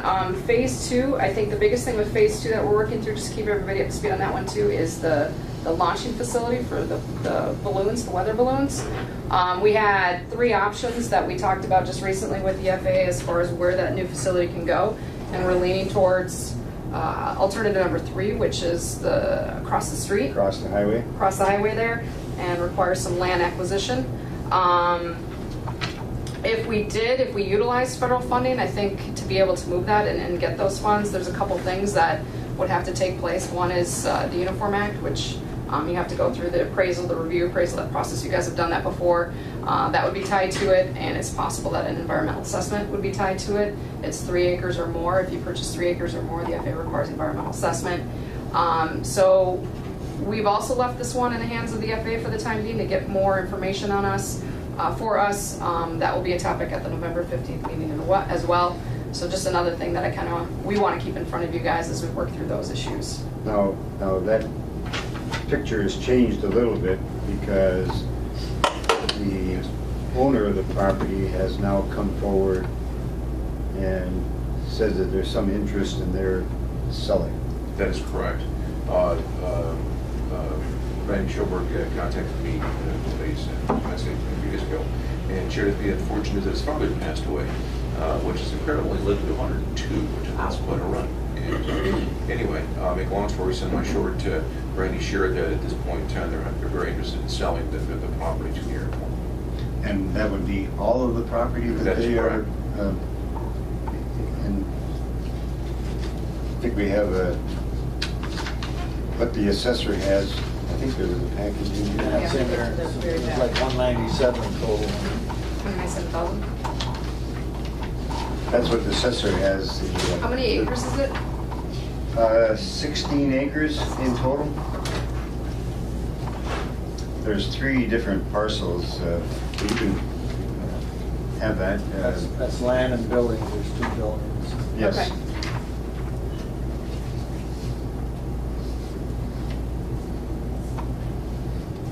And I assume they would want to sell all 3. That's what you heard from That's Mr. correct. Schoberg, is that they're interested in selling all 3 Yeah. parcels and the buildings that are on there? Absolutely. You know, it's certainly a great opportunity for the airport to acquire property across the highway there and probably move that balloon launch for a final time. And, moving it for this project is good, but then also just long-term development too out of the airport. It opens up some space for you guys to have aeronautical uses as opposed to what the launching facility is serving right now. So follow up with the FAA at the November 15 Yep. meeting to know what the eligibility for that property might be. Correct, and this is really helpful right now because we know what the parcels are, we know we have an approximate price, so we can have a little bit more detailed discussion with them on the 15th. No, that's not appraisal, that's just the assessors. Yep, We'll have but to this go gives through us a little bit better idea as Yes. opposed to Yep. just our own guesswork. Right. Commissioner Nardi. Oh, and would purchasing this have to be done with local dollars, or is there help? Well, that's what the question is right now with the Yep. FAA. Yep, Are they willing to participate to some degree, some level on the purchase of that property? and in the beginning of the discussion, generally AIP, Airport Improvement Program funds, are temporary facilities or projects associated with a temporary facility like the temporary runway are not eligible. But we've seen sort of this trend that they're starting to lean towards the other way. They're trying to help us find reasons why this might be eligible. So hopefully we'll get a little bit more insight from them on the 15th. It'd be nice to have. Yes. Yeah, yeah. Any questions on that? Nope. Okay. The other thing that we're, All right, I gotta get back to these here, Bob. someone says or maybe it's these guys. The other thing that we're tracking is the supplemental appropriation. When the FAA was here in the summer, they talked about the $1 billion that's out there. An update on that, in case you guys haven't heard, there was one round of grants that went through, so it was $1 billion. The first round resulted in $200 million in grants. So now there's $800 million that is left. They're anticipating about $2 to $3 billion in asks for the $800 million. So it's going to be highly competitive, but the story here in International Falls is great. We've heard from the ADO that they definitely think that this is one of the, it's going to rise to the top. Nothing's guaranteed, of course, but we're pressing on. So just some reference material. This is purely for your information as to what we're up to so that you know what we're doing. This is just information on the process as far as filling out the application to make International Falls a candidate for that funding. And if you go through that and you have more questions, here's the frequently asked questions that is good reference as well. So this is purely for your reading enjoyment. So, and then what we've been up to is there's a limit on words. I believe it's 500. And so this is probably what I'd like you guys to take a look at a little bit closer today, tomorrow. We've drafted what we think would be a good application for you guys. This is the 500 words or less. I'm just sending one around, make it a little easier for you. This is what we've put together. So maybe as you have time, take a look at it. If you've got any comments, questions, things you want to add, things you want us to take off, maybe you can just funnel it through Kyra and she can let us know and we can make those adjustments. It's far easier to have this finalized and then input it into the program. Once you put your words into that FA site, you tend not to be able to change it. So we wanted to get you guys a chance to take a look at that and then offer us any comments or if you're okay moving forward with the way it is. So what is the deadline, or when will they make a decision? When do we have to have our application in? 31st of this month. So we just have a few more days, October 31st.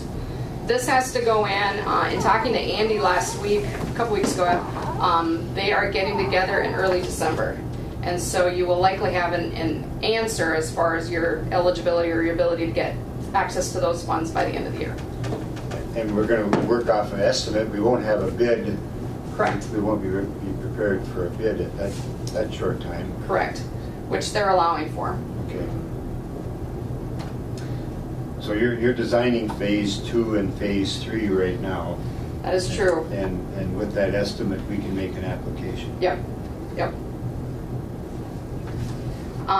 They did say that political support, of course, helps. Andy shared with me that that first $200 million was all red states. So you kind of feel the political environment right now.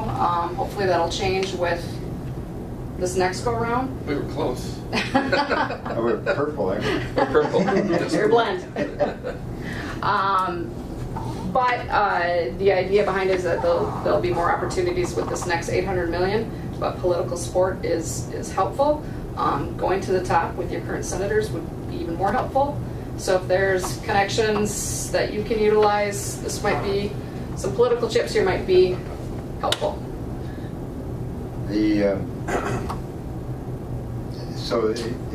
But the runway work generally is a high priority. Yep. With the FAA. It's a high priority, but everybody has that same priority. So most airports that are going to be submitting for this are going to say we have a runway in poor condition. And so what else is part of the story? You're going to have, the feeling I get is you're going to have something else. Okay. You guys have that something else. You know, you have commercial air service here. Yep. The economic distressed designations, some of those type of things that we try to hit on here, that you're already going down this process, that you're already, you have skin in the game, you're moving forward with the project regardless of what happens with the funding. There's a lot of good things here. The support of your local airports district office is also good. That sets you a little bit better. We're doing the same thing down at Grand Rapids. They have a runway that's in poor condition. They need to reconstruct it. They don't have much else of the story. We're still putting it in there, but they're going to compare to every other airport that they have a runway in poor condition. That's what sets you guys apart a little bit, and a little bit of political support would also be good. All right, okay. We hear you clear. Thank you. So take a look at that. Like I said, if you had any comments or anything else you wanted to add to it, Kyra can let us know. All right. Assuming that's okay with Kyra. Is there a dollar amount associated with this, or how does that work? I'll have to check with Sean and Casey. I think that ends up getting submitted in a different part of that application process, but we'll make sure that you have that too. Okay. Anything else on the supplemental appropriation? A couple other things, as we've been talking about, we're basically taking a holistic view of the design for the remaining phases of the project, because everyone interacts with the other one. So when we have these meetings with the FAA, we're already talking about what we're going to do for the temporary runway in phase 3 and so forth. Just making sure that we understand the grading limits, that what we do doesn't impact the ability to use the taxiways, the temporary runways. So every one of our meetings with the FAA, we kind of come up with other things that we're going through with them. So it's very collaborative, it's very intense, but we're working through all of those things at each one of these meetings that we're having on a monthly basis right now. CIP update, that is also due on the 31st. We're pretty comfortable with the CIP that you have, so we talked about it at the June CIP meeting with the FAA. We've done some refinement of the estimates at this point. The only step that we need to do is take the information that we gathered out of the Trigger Event Master Plan for the costs, put it into MnDOT's online system, and we'll be taking care of that for you over the next couple of days. Just a little background on that. MnDOT takes a snapshot twice a year. Once is in the early part of November, and the other one is after Valentine's Day. The one in the early part of November goes right to the FAA, and that helps them with their priority funding. The one Valentine's Day helps the state with their priority funding. So we'll make sure that you guys are up to speed with those. Casey put down a little bit of information on public involvement. That's a part of this whole process that we've been going through, as you guys know. The FAA coordination meetings, we had one in October, we'll have the one in November. Those will continue every month. And then we plan to have an open house, kind of a kickoff meeting in the spring as we get closer to construction. And then we still have those kiosks that are in the buildings out at the airport, so people, if they want to know about the project, they have the ability to find out. And then just what's coming up that we'll share with you at the November meeting is we do have the 15th on our schedule to meet with the FAA. Lots of things to talk about there. And then obviously, as we talked about right at the very beginning, the SkyWest coordination call following that meeting. Remind me the 15th meeting, where? Is it 8 o'clock, where? It'll be at the ADO, but we will have the ability to do the webinar or the web go-to meeting and conference call in. If you're in the city, is great. If not, we can certainly make it work for you guys. And if Sean hasn't sent out an invitation with the go-to stuff, he will be.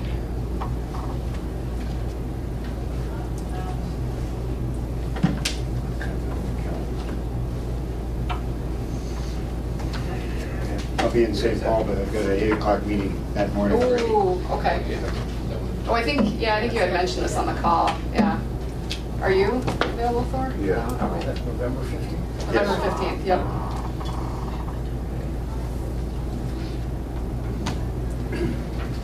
And once Sean gets the go-to meeting set up, the agenda finalized, and some of that packet information we send out, he'll be getting that to you. I imagine that'll happen within the next week or so. Will your team be going right to the ADO? Yeah. Yep. Yes, Commissioner Garvey. I'm not here very often, so I'm not clear. Using the taxiway reconstruction, is it necessary to move the balloon launching facility in order to use it? Is Yes. Yep. Yep. Safety area there, we have to be Is it cognizant the of. wingtip clearance, is that what it is? Yes. I thought it maybe was. Yep. Same as all, what is that, only? 500 feet centered on the 500 feet? runway, yeah. Centered on. Yeah.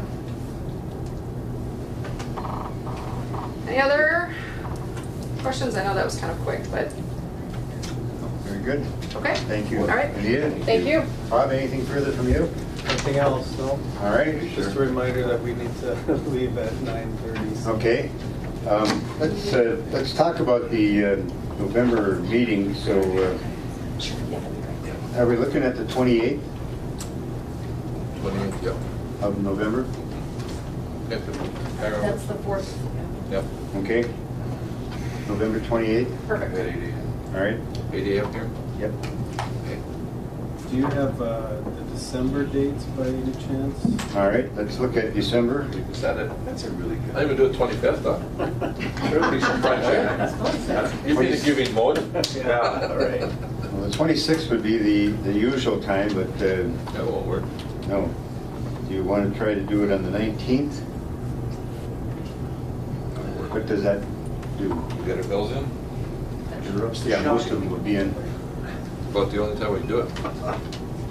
19th, December 19th? How does that work for That'll work. Just That'll work. December 19th at 8 a.m. 8 a.m. on December Okay. 19th? Thank you. That'll help us set our construction schedule. All right. Yep.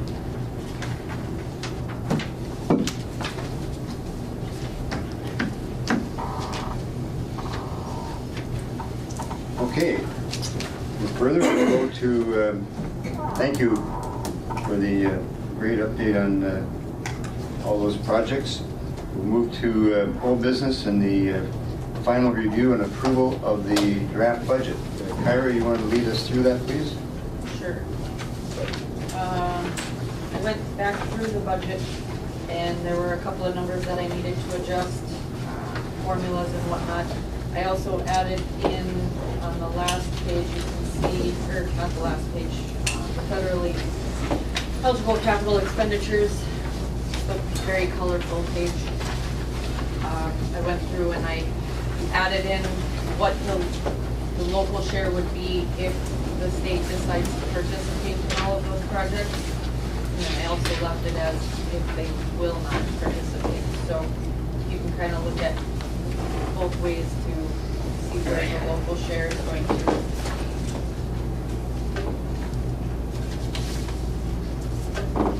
And then total budget, we are approximately 11% over last year for operating costs. Is that down from the preliminary budget, that the total amount The initial one that was presented previously, yes, down by, significantly. I think the other one was 23% increase, I believe. So 11, that's 11%. So what is the number on the capital costs if the state participates? I guess you're a little confused on that. If you go to the very last page, it should say. Okay.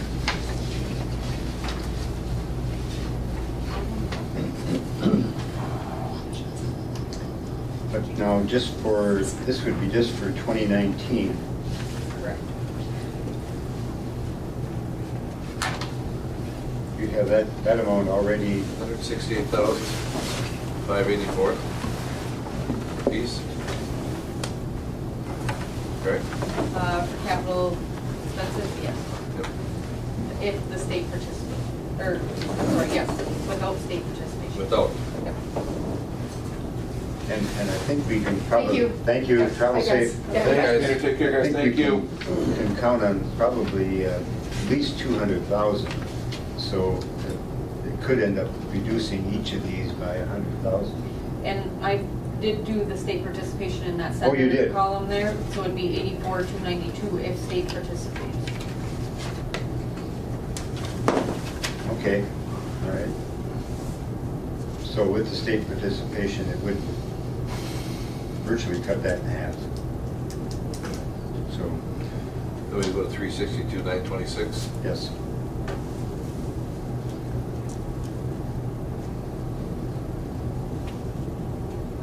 So that would, but we don't have their, we won't have it until after the legislative session. Going through, the one that just keeps jumping out at me is the B3. Guidelines in order The $20,000. Yes. I mean, to me, that just seems obscene. And I don't know. That's doing the reporting. I think we have to do that reporting quarterly, and I mean, is that all paid to a contractor that does the B3 reporting, or is that money that has to be sent to the state to be I don't understand where that amount of money comes from. that's from our contractor who does who goes out and reads everything Right. and does the reports. And obviously, he has the bill for his B3 certification. My understanding is there's quite a significant amount of time that goes into and reporting, the reporting process and monitoring and all of that. $20,000. And that would- That's a half-time job. That's crazy. And that was because we had state bonding monies of I realize that. 5.5 million. I believe it's 3 years worth of tracking. Yes, we had to do that for 3 years. And all that energy efficient costs us money. Yes. Okay, is there a motion then to approve the final airport commission budget?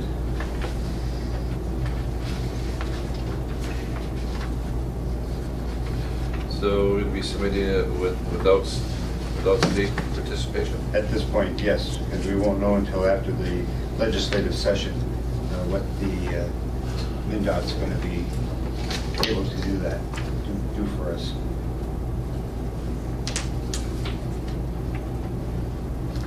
I guess I will move on the budget, and we just need to really watch our dollars as much as possible.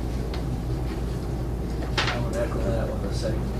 All right, understood. I mean, it puts a total strain on the city and the county's budgets. I mean, it's, And we had Kyra and Jenny Herman and Ken Anderson and Betty Bergstrom all met a week ago Friday.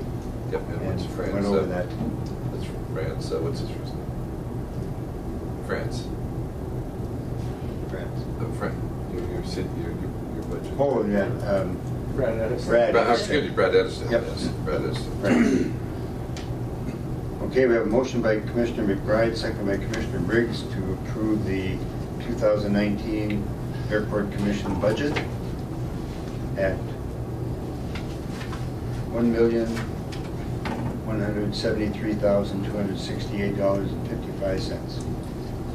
$1,173,268.55. Discussion? All those in favor of the motion signify by saying aye. Aye. Those opposed? Motion is carried. Budget is approved. Thank you.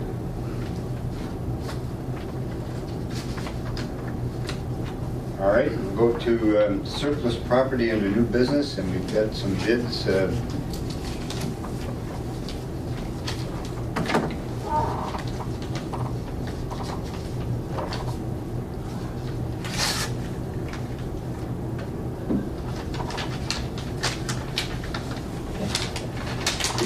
I think there's a bid in there.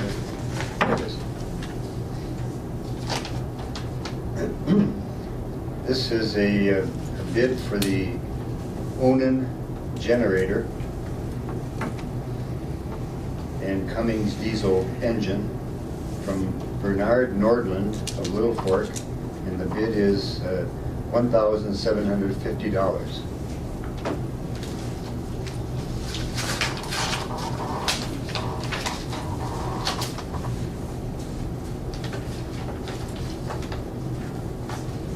On the same generator and engine, we have a bid from Tim Jackson of International Falls for $1,500.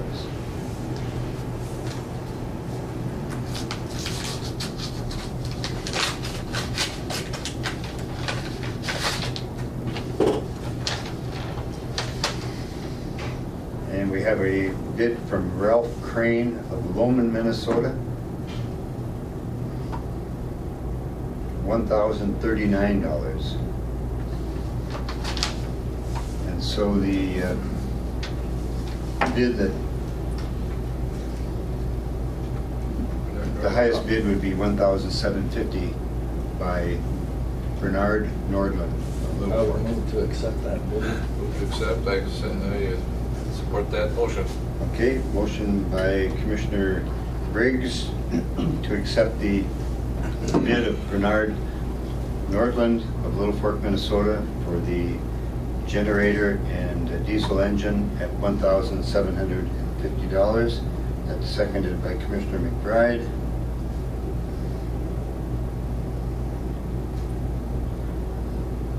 Discussion. You don't want that baby. That thing is toxic. That a good deal for us? Oh, yeah, everybody's good. Everybody's good. We should say what it is. And I'll tell you what we should have done. No further discussion. Chair would call the question on approval of the sale of the surplus property, the generator and engine, diesel engine. All those in favor of that motion signify by saying aye. Aye. Aye. Those opposed, motion is carried. Thank you. If I may, Please. and chatting with Kyra, and Kyra did great work with the advertising of the other equipment that, interestingly enough, no one else bid on. The other equipment reminding the group is the wheelchair/handicap lift, which was a custom design from Stuart Stevenson back in the day. It's very, very specialized piece of equipment. I'm assuming that its value is in what copper or lead or is in the system. It's along with the charging unit. So that one, whether you re-advertise or you do a scrap, does one talk to Boehm and say, literally, will you give us $100 and a number? I have no idea what it's worth as far as a scrap. I don't know. It's literally, what would it be for that purpose?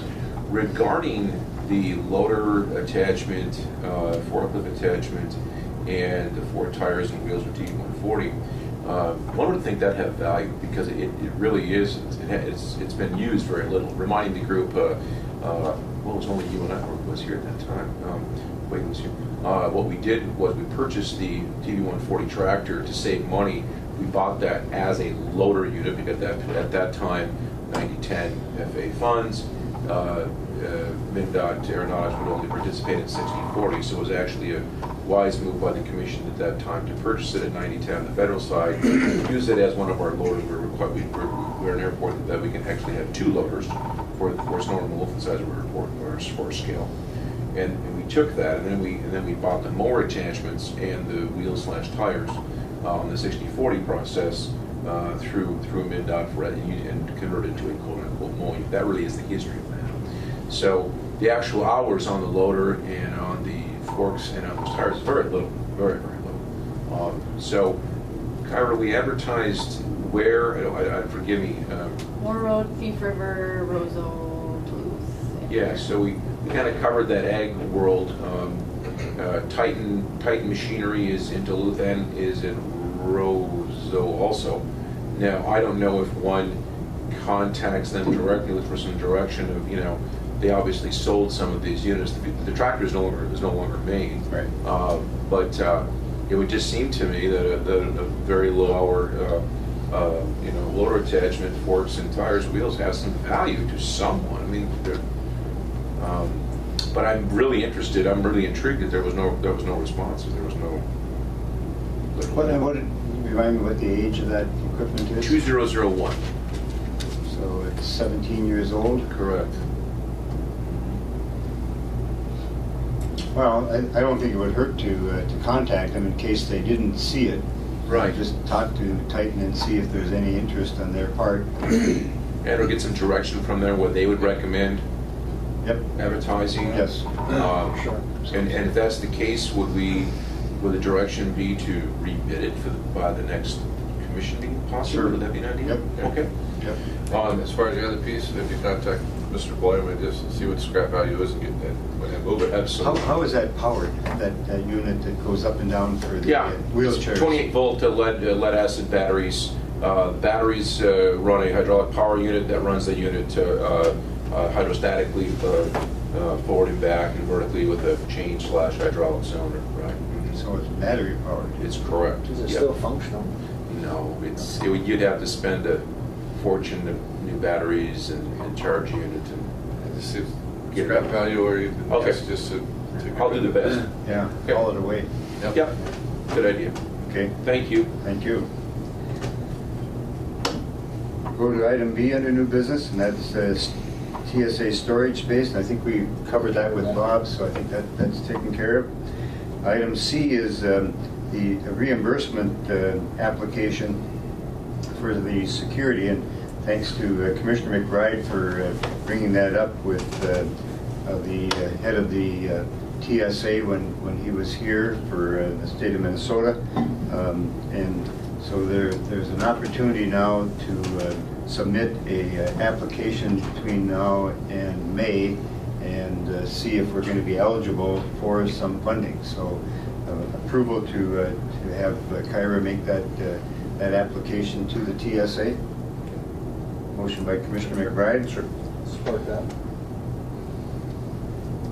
And second by Commissioner Briggs. Further discussions or questions with regard to that? If this doesn't go, and we're still stuck with paying our security, Yes, which is what, Yeah. 50-some thousand? a year? 46,000. Now, the question's always been the arrest authority. Now, the arrest authority can be granted, is that true? And it's just an insurance issue with our provider. That's correct. So, I mean, I charge it out and we bill it back to TSA as part of an increase. I don't know. I don't know how much it costs him to have a arrest authority by through insurance, but we may have to look at that and just Just look at it. find out request what them it is. to tell us what the increase would be. There's I guess there's just a liability issue. I And understand I don't the know whether liability. we can carry that kind of liability and make it work better. I don't know.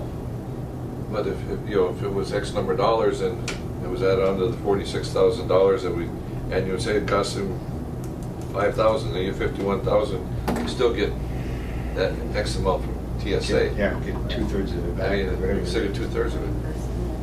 Right. Extra cost of the insurance. So we need to explore that also with Terry Yeah, Wood of Northland Securities. Because obviously we want to keep those people employed and keep Terry employed, keep his company viable, but we also need to start looking tough at our budget items and dollar figures.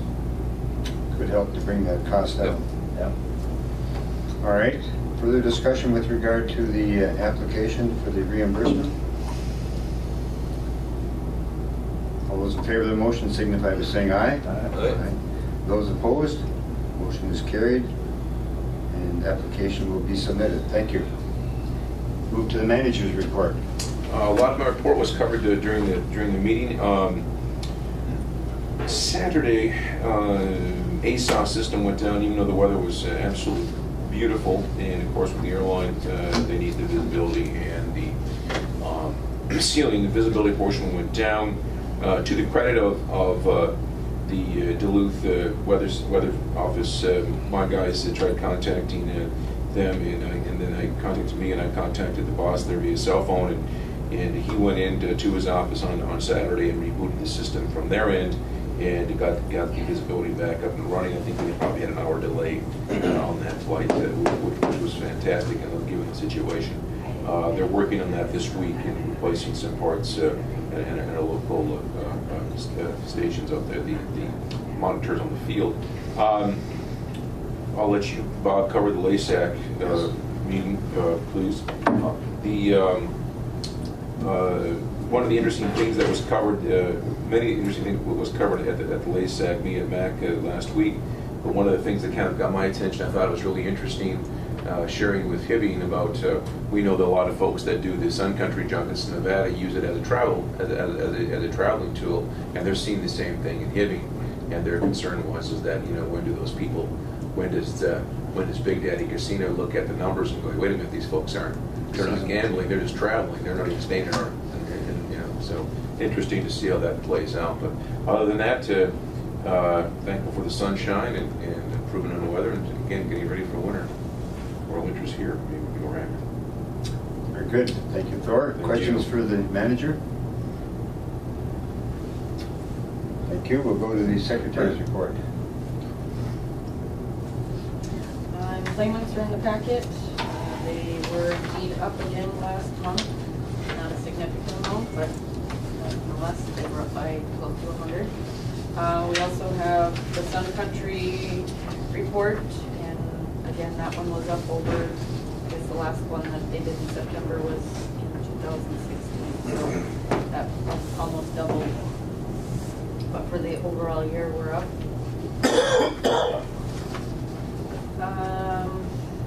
I was also contacted by JJ at KGHS in regards to a new promotion that they are beginning to implement, and it is a sponsorship for the Falls Broncos and Little Fork Vikings. The sponsorship includes a logo on the t-shirt and advertisements in the opening and closing portion of the post game, and then there will be one ad in every other post-game show. The t-shirts will go to the students. They'll pick one student out of the game, and that student will receive that t-shirt.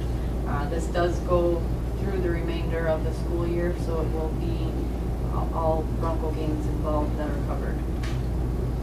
And the airport logo would be also included? The airport logo will be included on that t-shirt, yep. The cost for that is $1,000 for the Bronco coverage, $400 for the Vikings coverage, or $1,200 to do both. And this is in addition to our regular game sponsorship, or this is? Yes. This is in addition. And do we have sufficient funds to? I believe we have some funds left in there Squeeze that to in? fund, yep. I think it's kind of a Yeah, I nice think- promotion. Yeah. Give the kids to think about it and well, I don't think it puts me in a conflict. Oh. I'll move forward with the, what is it? I'm a big deal? Yep. Promotion. Okay. All right. Motion by Commissioner McBride to contract with And that would be for both for the $1,200. Yep. KGHS and KSDM radio.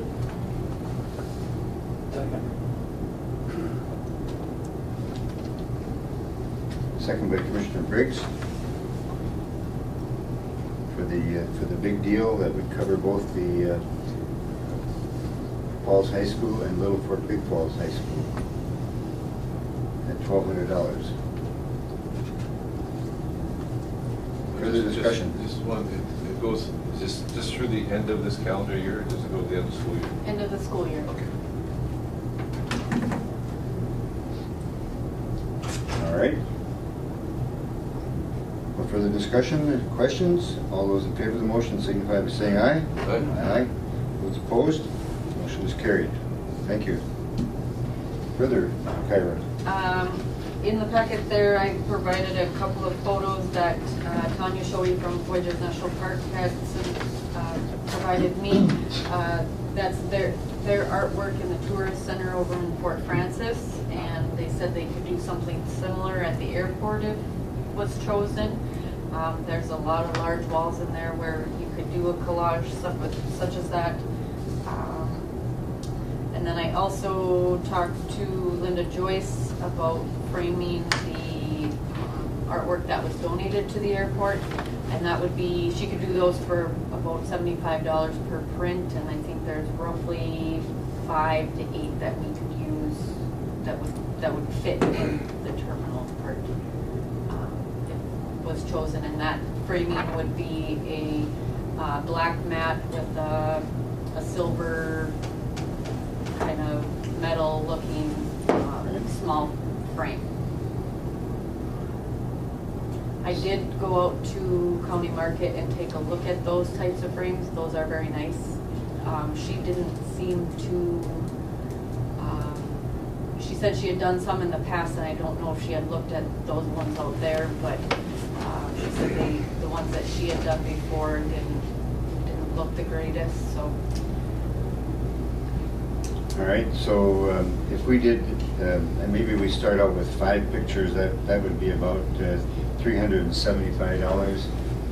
And the pictures have been donated. We need to have something, and I don't know what, just to give Mr. Richard Holden, who donated the pictures of Rainy Lake, give him credit. We could get some little Tags, little tags metal that tag could or go something. underneath their, Okay. yep. All right. He's talented. And who's gonna hang them? When will that happen? Rick will hang them, won't he? Yeah. Rick hang or Chuck can do it. He's good at that. So Very I- good. I- engage He's very good at a lot of engage that. with Linda Joyce at five photos at $375 cost. I'll second that. Second by, That's for Kyra to work with her Yep. and make the decision whether that's the correct framing we need. Go ahead. And I can speak to Linda, she's very good at what she does. Because Yes. I have a number of pictures in my home that I've had her do. She does fantastic work. we'll start out with those 5, and then we'll see if there's any additional ones. Let's deal with that in separate. Then all those in favor of that motion signify by saying aye. Aye. Those opposed, motion is carried, and that is approved. So then, what is your thoughts with regard to the park having some kind of a display or collage on one of the walls? Thorwood, I mean, is it gonna be on the wall, or is it gonna be Is it going to be a standalone, do you know? Is it- like this style here? I think it's going to be actually on the walls. On the walls? A mural type. Yeah, and that's great. I don't think That's that's not, that'll take up space we can't afford. Did Bob ever come out and see you? He did not. Tanya Shoei has been. Bob said he was going to go and talk to you one time, but did Tanya been to talk to you, or? She is really, maybe she's talking to Kyra. We've done a tour Okay. of Okay. the airport. Okay. Yep. I think it's great to get something in We there need something. Yeah, I would agree. Yep. Yeah, and that promotes our area, and I'm sure people take pictures, because you cannot believe the people that come off the jet bridge, and they see that, our old welcome sign that's hanging up in there, that stop, get their phone out and take pictures. There's at least one almost every flight that somebody's taking And pictures. they've been doing that for 50 years. Yeah, well, obviously they never been here, they wanted, I'm interested in Ash Falls, yeah. It's a good observation. It's fascinating. Now, these would be outside the secure area, this is where people would see it as they come off the Correct. plane. Mhm. Do we have anything in the secured area at all, or we don't do that? There's nothing in there now. And we could put one of these in the secure area. Yeah, you could put it on that west wall, Yes. I'm right obviously- on that west wall. And just to break it up and get some color and some. Yeah. But, you know, I have no problem with the park going ahead and putting some stuff up. They don't pay for advertising. No, they don't want to pay. They When just we want to talk provide. when we talk about Nobody wants to advertising, if you're advertising, we do Right. charge, correct? Yes, we do, and that's on the TV screens Right. Oh. that the resorts are advertising. The car company rentals, are No, they on the screens? No, not on the No. screens. Do we need a motion on that to? yes, to and we would park allow to- the park to put up a display. Yep. And maybe we just start with one and then see how that looks. Sure. Okay, so we have a motion by Commissioner McBride to allow the Voyageurs National Park to have a display No dollars. And I think it's at no dollars to us. at no cost to the Airport Commission. Second by Commissioner Norby to have DNP approved for a display. And then I think we just add on there that to work with Kyra Yep. or the manager to exactly where it goes and show the. Okay. At no cost. Thank you. All those in favor of that motion signify by saying aye. Aye. Motion is carried and that is approved. Thank you. Further, Secretary. I've also reached out to a couple local photographers to see about quotes on some other artwork or photos. It'd be nice to get other areas of the county involved, you know, photos of Birchdale, Big Falls, North Palm, you know, Little Fork. They all are a part of the report, so I think it's good that we can get something in there. I also had reached out to the Historical Society to see if they had any old photos from like when the airport was first built, and you know, maybe we could do a history type of area, and they haven't been very communicative with me, so I'm not 100% sure. You know, in the Elks Club room, those pictures are on the wall. Anybody from out of town, when they come in the club room, they go immediately to that wall and go along those pictures of the old before the dam, and the. Yeah. It's, I mean, they're beautiful pictures. I mean, something like that too, you know, kind of the history of, because everybody asks, where's the falls at? Well, there it is. You just can't see it now. Some of the history of So maybe talking to the, logging and all that. I don't know where this came from. the other one I would talk with would be Joe Sutherland, because Joe is making those kiosks Kiosks, yeah. for along the bike path. Bike path. And if we could maybe join with him in getting some of those Right, printed. he's coordinating that with the Historical Society, I think. Right, he's working with Ed Ortbauer Yeah. at the museum, so maybe contact Joe and see where they are, because if they're gonna have Right. something of the pre-dam waterfalls, we'd like to get a couple of those pictures. I think we're a year into it. It's about time to maybe start, like your wife would say, start getting some pictures up. Just Okay, any further direction on that? That's it, that's what I do. Thank you. Go around here, we've got a couple minutes left. Commissioner McBride, anything at this time? I can't think of anything right now. Okay. Commissioner Murray? I think on any large project like the terminals or the runway project, you know, a lot of change orders that's a normal thing. I just wish more of the change orders were initiated by the airport commission rather than the engineering. I don't know if we can impress on them that their estimate needs to be maybe better than it has been to reduce the number of change orders. I'm sure a lot of effort's been put into that, Absolutely. but it just seems like they I agree. can eat our lunch for it. Yeah, the specifications seem to be And how can short. you can't budget for change orders or big surprises all the Sure, time. right, sure.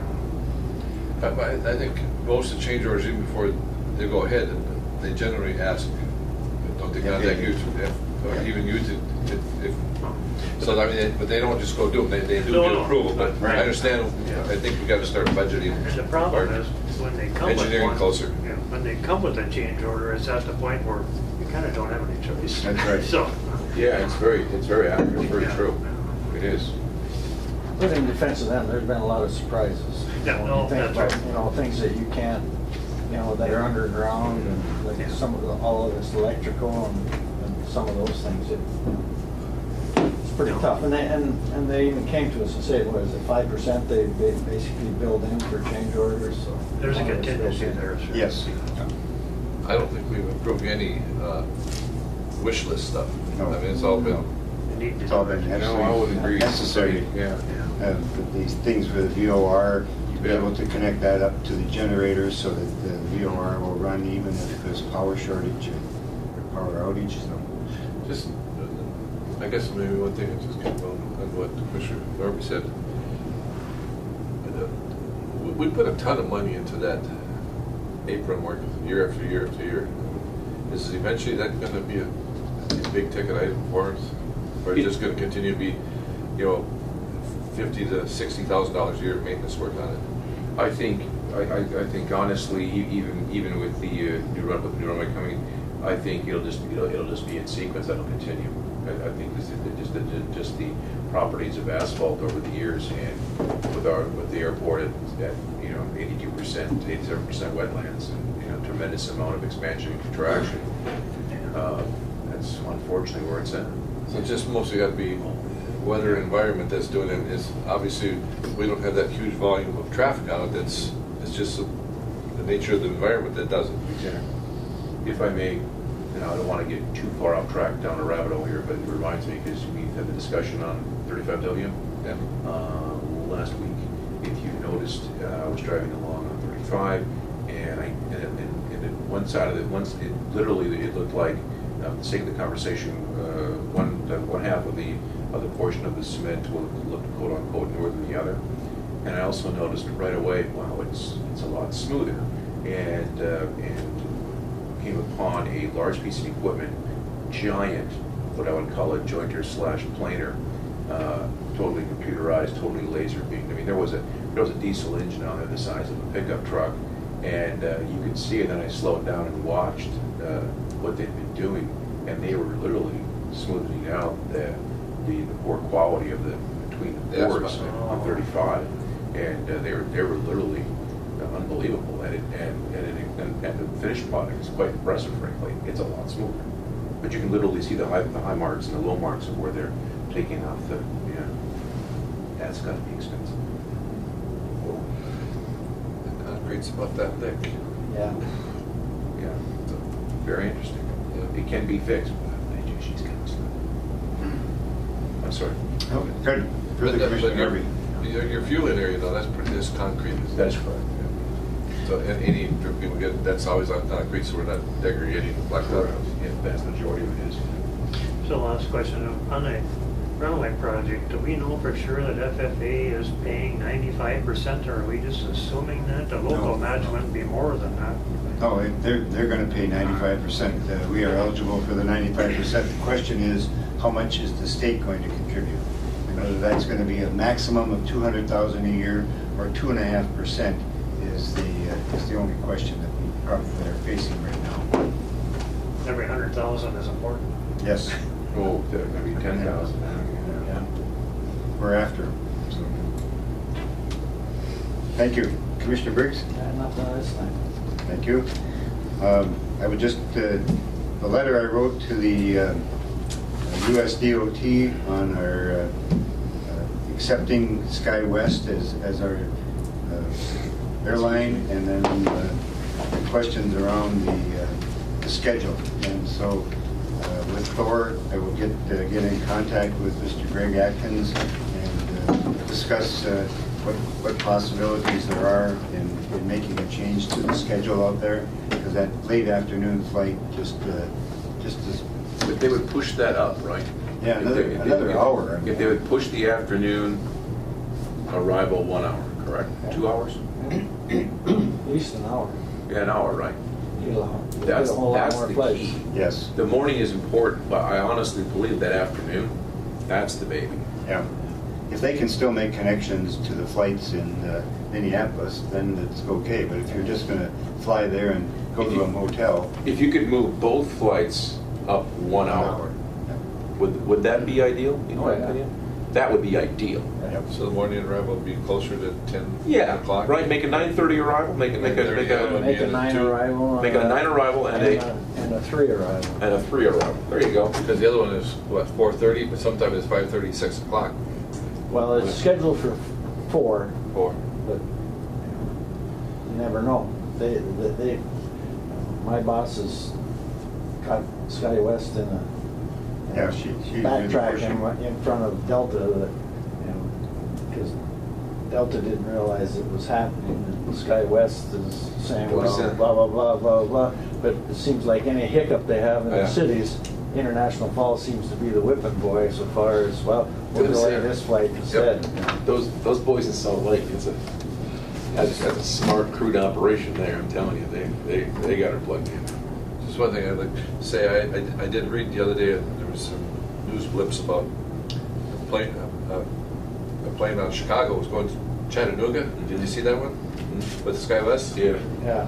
And then halfway there, it had something wrong with the plane, they had to fly back. And then they got another plane, and they flew halfway to Chattanooga, and they found out they had the wrong airplane. They could not land at Chattanooga. So they had to turn around and go Well, back to it could Chicago. land there, but they didn't have the training to... Training to service or service to it. Because a lot of that stuff's all subbed, it's all. Yeah, it's all set up there. Yeah, because it was an Embraer 175. It was an They were Embraer, sending they there. only set up to They're do the CRJs. CRJs. So they had to turn around, fly back to Chicago, switch planes again. Yeah. And Chattanooga, pretty good sized city. Sure. Yeah. And they could not service a bird. Further, Thor and I attended the local airline service action committee meeting that was hosted by the Minneapolis-St. Paul Airport. There was 2 members of the Metropolitan Airport Commission attended that, as well as the airport manager, Brian Ricks. And that was a very, very good meeting. Lasted from 10 o'clock until 3 o'clock in the afternoon. And they provided the lunch for us, which was very well done. Probably the single biggest thing was that there was approval there to send a letter to Explore Minnesota and try to get them to make sure that they're advertising the cities of Minnesota with air service, so that tourists that are coming in here just don't fly to Minneapolis, but fly to the airports outside of the Twin Cities. So Metro Bureau, we need to get that on, right? Yeah. We should So, list it as a. that letter went out. The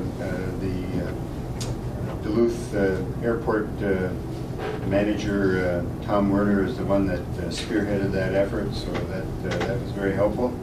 And then just the overall discussion on air service.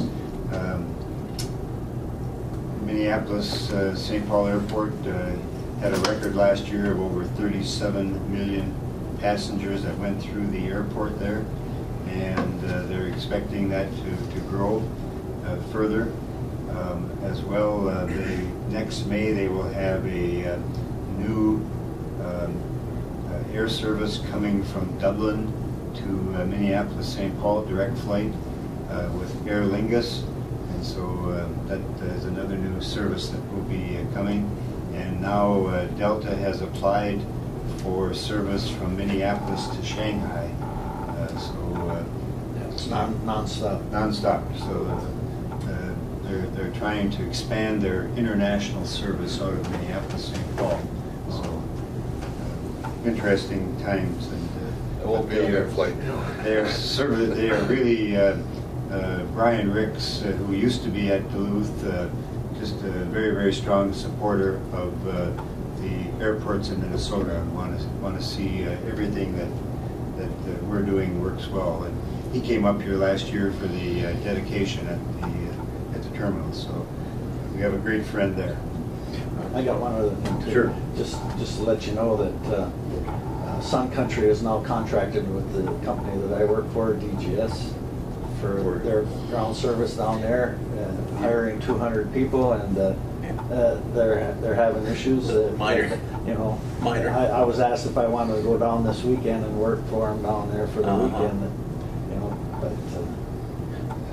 they're hurting. to Yes. try and- In fact, that was part of the Qualified or security was, issues? it was discussed at, Security issues? Yeah. Well, They're just not getting the people they need yet. Right. Share what- fill the what we learned. positions, so. Go ahead. Yeah, interesting. The Sun Country took their own people. They had their own people everywhere, and they said, "Yeah, we're done with you. Get out. We Right. got DGS," and didn't give any options, hiring or rehiring or stay on or reduction in pay or anything. They just said, "Here it is. You know, goodbye. All new," and that didn't go so well. And it got to the point where all the upper management was there, literally 24/7, handling bags. And now what they're trying to do is they're trying to go back to DGS and back to their people, I'm sorry, and say, hey man, come on back. And I think it's a very small percentage, like 15 or 20% are coming back with a pretty good pay incentive, and they're trying to fill the gaps and then now go to DGS. And our boss But- isn't gonna let any of our people go because Sure. SkyWest won't give us positive space. Yes. So I'd either have to drive down there The or game. fly standby and not know if I'm gonna get there or get home. because Yeah. it's in- So it's a never-ending- SkyWest and DGS come to an agreement for positive space, none of us are going down there to help out. So. And you'd think that'd be a pencil whip, wouldn't you? Like, yeah, it's a good idea. Yeah, because definitely, definitively, Sun Country is hurting on that. Yes, they made a bad move there. Yeah. Third work. Commissioner Oh, Narvi. this thing that, you know, they're proud, and Minneapolis is proud of how many people fly in and out of there, but it kind of means the regional airlines is still really important to them. But can we get any help down there on schedule changes at all? Do they have any influence on this? at Well, all? the biggest thing is gate time, and that's what, some of what Sky West is up against, and in trying to make sure that they're gonna have a gate for that plane when it comes in. And so they continue to, and I don't know that there's any plans right now to put out any more extensions at Minneapolis-St. Paul. Well, it No, is kind you of didn't say limited. 37 million. And we're putting 15,000, 16,000, so we're a pretty small percentage. Well, Yeah, yeah. yeah. All of the airports, Rochester, Right. Duluth, all of us together don't make up 1% of what Minneapolis-St. Paul has. So, but we'll continue, I mean, we've got a friend in Brian Ricks, and he'll work with us in every way. And I think too, if I may build on that, is that I was thinking that exact thing at that meeting, and I was happy to see that they haven't forgotten about us. No. That they truly care about the outstate airports. There's no question to do. And we certainly work with them and going to the legislature for issues. Sure. Too. So Sure. they've got some great people. Mitch Killian does a great job of lobbying with them, and they keep a tight rein on Delta also. So There's no Central Air Service hasn't been threatened recently or anything like that? you know, there continues to be every administration since the Carter administration has looked at trying to cut that down, but there's always support in Congress for keeping that going. So that A lot of congressmen wouldn't get home that's right. without it. That's right. What was the number? What did the cost is up to? It's up about 400 million right now, I think. I'm sorry, to subsidize the railroad for the transport for DC? Well, yeah. If you go to Washington, if you ever rode on the metro down there, I have. Yep. the citizens of the United States subsidize that by about 800 million a year. So we're small. But like, the light rail in the Twin Cities and Amtrak, it's all same story. It's all Yeah. subsidized. Yes. And the EAS is actually subsidized through flyover and ticket sale taxes, so I mean, Right. Yeah. They're getting the money back. Right. It's all user fees. There's no income tax money going into that. So. And the one nice thing, that's a genius observation, the one nice thing about it is that the majority of it is from international flights. And that drives me nuts. Yep. The Europeans don't like that. Well, you guys go- Congressman Oberstar did a great stroke of business there. Absolutely. All right, further to come before the Airport Commission? we have our November and December Yep. meetings set, so. We'll stand adjourned. Thank you. Thank you.